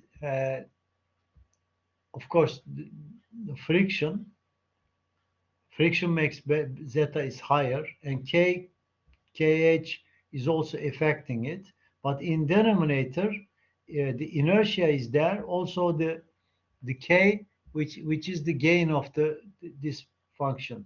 You increase the gain, then your zeta gets down as well. So if you have inner loops like this, you know what to do. Unit impulse response. If you have a unit impulse response, of course, you are just giving a pulse at a certain time and then you diminish it. So at time equals 0, you give a pulse. That's all. That means system solution is, of course, apart from step or other functions, it's going to be 0 at the end. So whatever the energy you give, the transient is going to diminish, and then your answer is, your response is going to be 0. That is the function. Unit impulse response curves of the system shown in the figure. So this is the figure, or this is the system, second order system, and the unit impulse response is obviously is going to be depending upon zeta. If zeta becomes 0, so oscillation you might expect, but this that is telling us that for mechanical system or electrical system, the the equation parameters are important, since this kind of system, mechanical system, for example, might oscillate too long.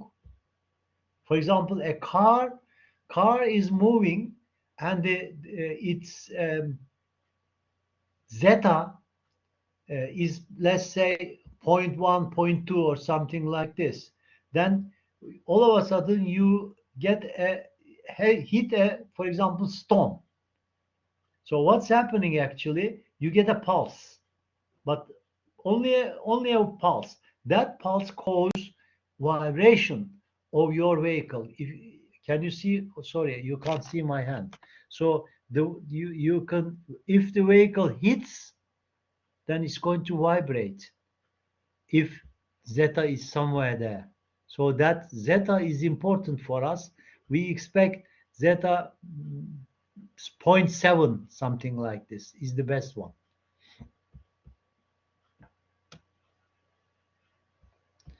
That figure is showing you the points of the roots located. For example, if the characteristic equation root located here is diminishing, solution is diminishing. If it goes far away, is diminishing fast. Okay. If, however, that is the length I draw. Color niye ya? Color burada mıydı?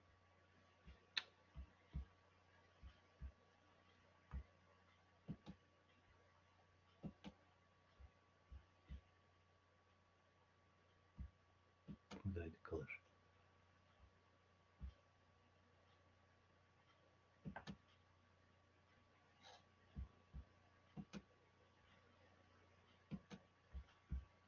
For example, for this ball,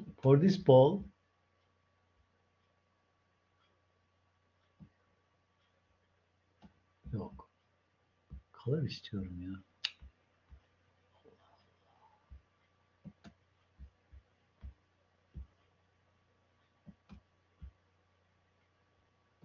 Ayrılmayın bir yere, yoklama yapacağım. I'm going to take an attendance list. So, and also we have a very good MATLAB program, MATLAB course right now about the control.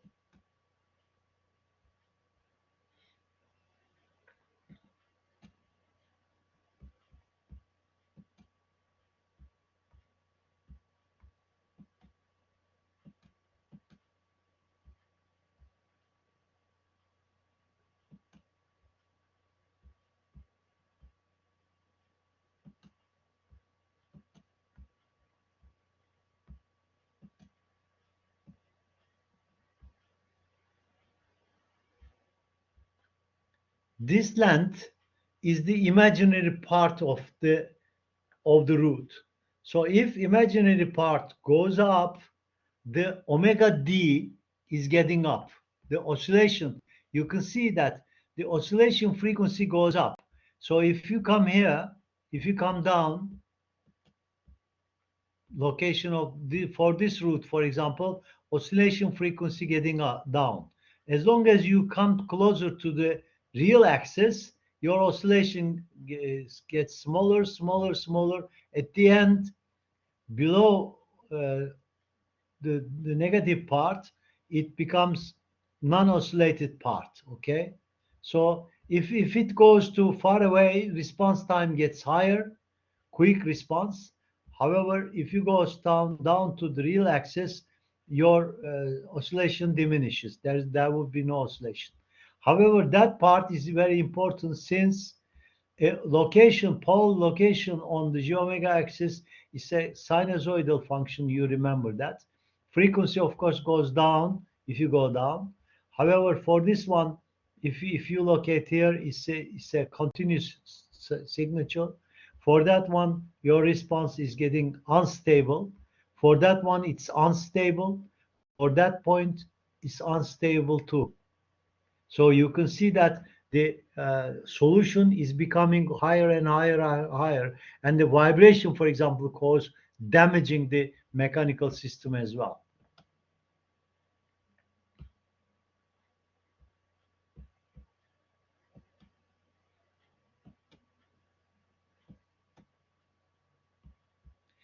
For higher order systems, you assume that you have a system like this, and this one has got a function like that, number of higher order, and that one is also higher order, and the result, you get the transfer function of it, but end up with this one. This is important. That one is important. This equation is important. Since you have m poles in zeros, m roots for numerator, that means you have m zeros, and you have n poles. But n is always higher than m. So the denominator's number of poles, the denominator number of roots are higher than numerator number of roots. Okay, this is higher order systems, and for higher order systems, you are going to analyze the system with you have number of zeros here, and you have number of poles here. It's written like this.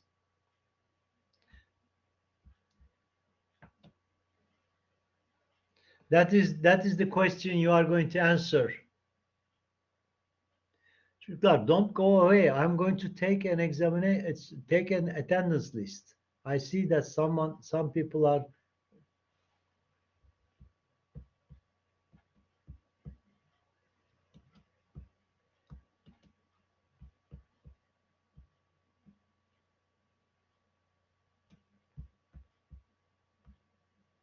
Question: what happens if roots of characteristic equation are located in the right-hand side of the S-plane? Answer is unstable.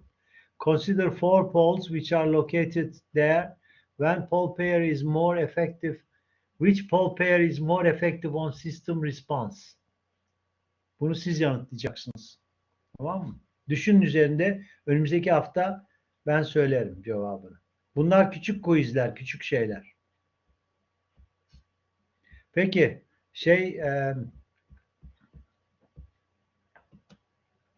Seyit orada mısın? Bir yoklama alacağım şimdi. Buradayım hocam, evet. Tamam, başlarsın sen. Şimdi yoklamayı alayım da ben. Tamamdır hocam. Ben ara versinler mi? Ben 5 dakika 10 dakika ara vereyim. Bir istersen ver bir 5 dakika. Tamamdır hocam. Sınıfta 15 kişi var şu anda. Hı hı. Hilal'le Hamza'yı da saydım, ayrılmışlar ama Aldım ben de belki yoklamayı aldım hocam.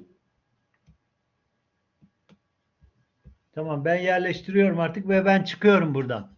Tamam mı? Tamamdır It's hocam. all yours. Hadi kolay gelsin. Sağ olun hocam, teşekkürler. Guys, we will be back in a 5 minutes. Just please be here, okay? 5-minute break, then we will start.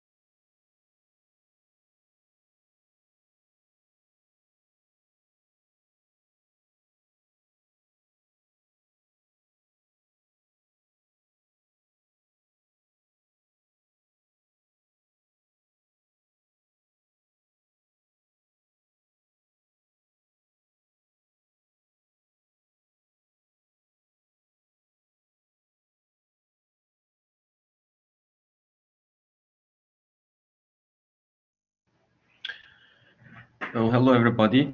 Is everyone here? We're gonna start now.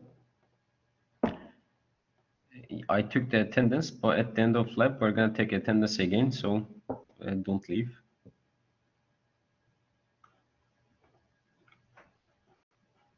Let me share the screen.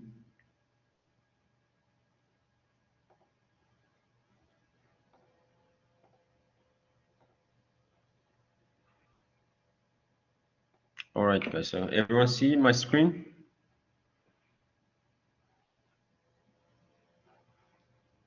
Yeah. Okay. Let's start it. So everyone here, right?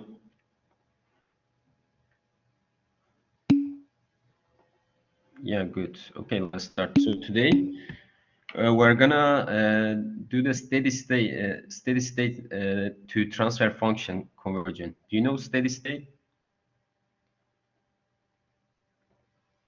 Hmm? You have seen in lecture, right? Steady state to transfer function, how we do it. So now we're gonna do it in a MATLAB. So let's start off with nominator. Okay, let's say we have nominator from 10, all right. You attended, and your denominator, let's say we attended 6, 5, 10, all right. So now you have a numerator and denominator. You have transfer function, right? So now we're gonna transfer it to steady state. All right. How we do this? We have a dot b dot c dot d. All right, which defines your steady state and equals. You're just writing pf, which means transfer function to steady state. All right, and then you open parentheses and then your numerator comma denominator. When you hit it, and you get your steady state. All right, a b c d. Right, this is your steady state, and you can see in your workspace. This is how we do it in MATLAB. It's so easy, but in exam, you should do it by yourself, which you have to learn in a mathematical formulas. So let's go how we do steady state in a Simulink.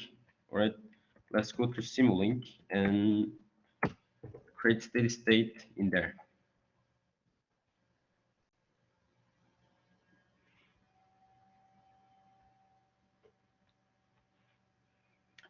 Okay, so in a Simulink, we have a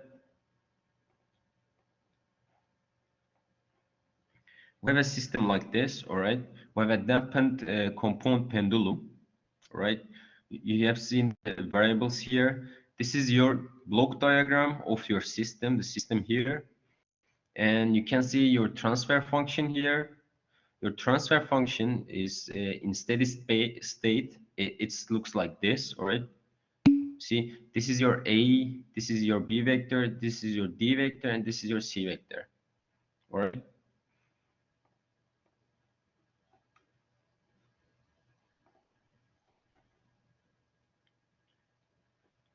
All at the end of the lab.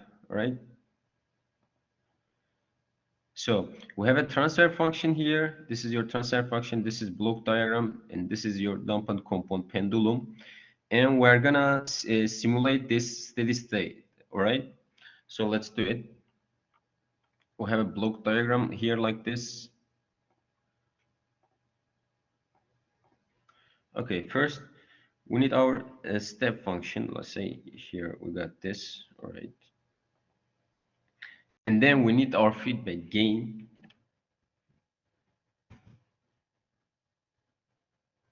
All right. You have then gain, and then we'll look for state space. All right. So this is your state space here. When you enter it, you can change your A, B, C, D matrices. All right. So, and at the end, we need to change it radians to degrees, right? So this is in radians, your state space, we need to see in degrees. So you just write here radians to degree. This is our radians to degree block, right? And at the end, we want to see it in a scope, right? And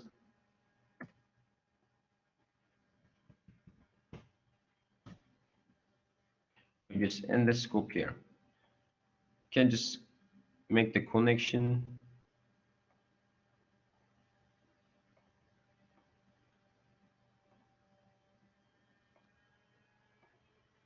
And then our gain here, we will define it as 2, right?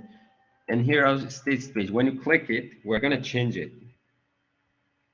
You can change your state space from here. Let's say A for A. We want it to be in our system here. As you can see here, with these variables, when I change it to these variables, you just double click it. And then here, your A matrices, all right, 0 to 1, dot comma, all right, minus 10.77, then minus 0.039, all right.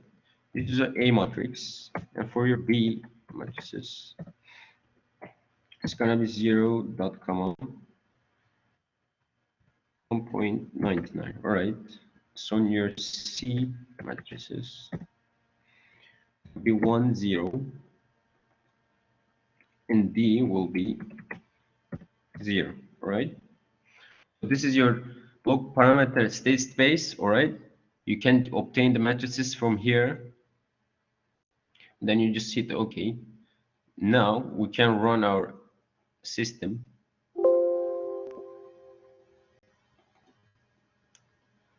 Right, and then you see your steady state of your function, all right?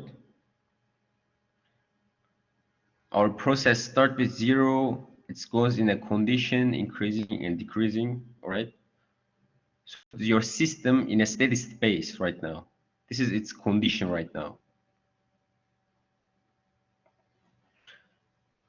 All right, so any question, guys? So far, so good. So that's all for today. I'm gonna add some homework in OLearn, so take a look in a while. All right, I'm gonna upload it in a tomorrow or the next day.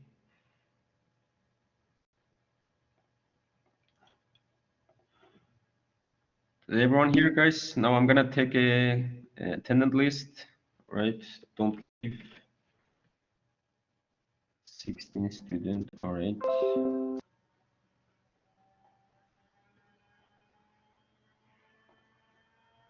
Okay, so that's all for today. I'm gonna add homework. You should be do this by yourself now. So it's easy, not that complicated. You just have a transfer function, nominator, denominator, and then with a simple code, you just transfer it to steady space, right?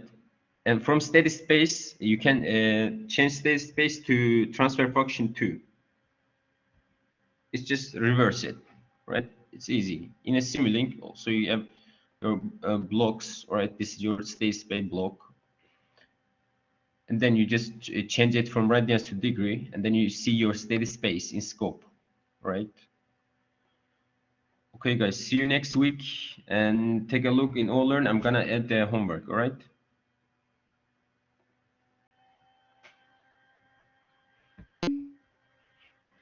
See you guys, have a nice day.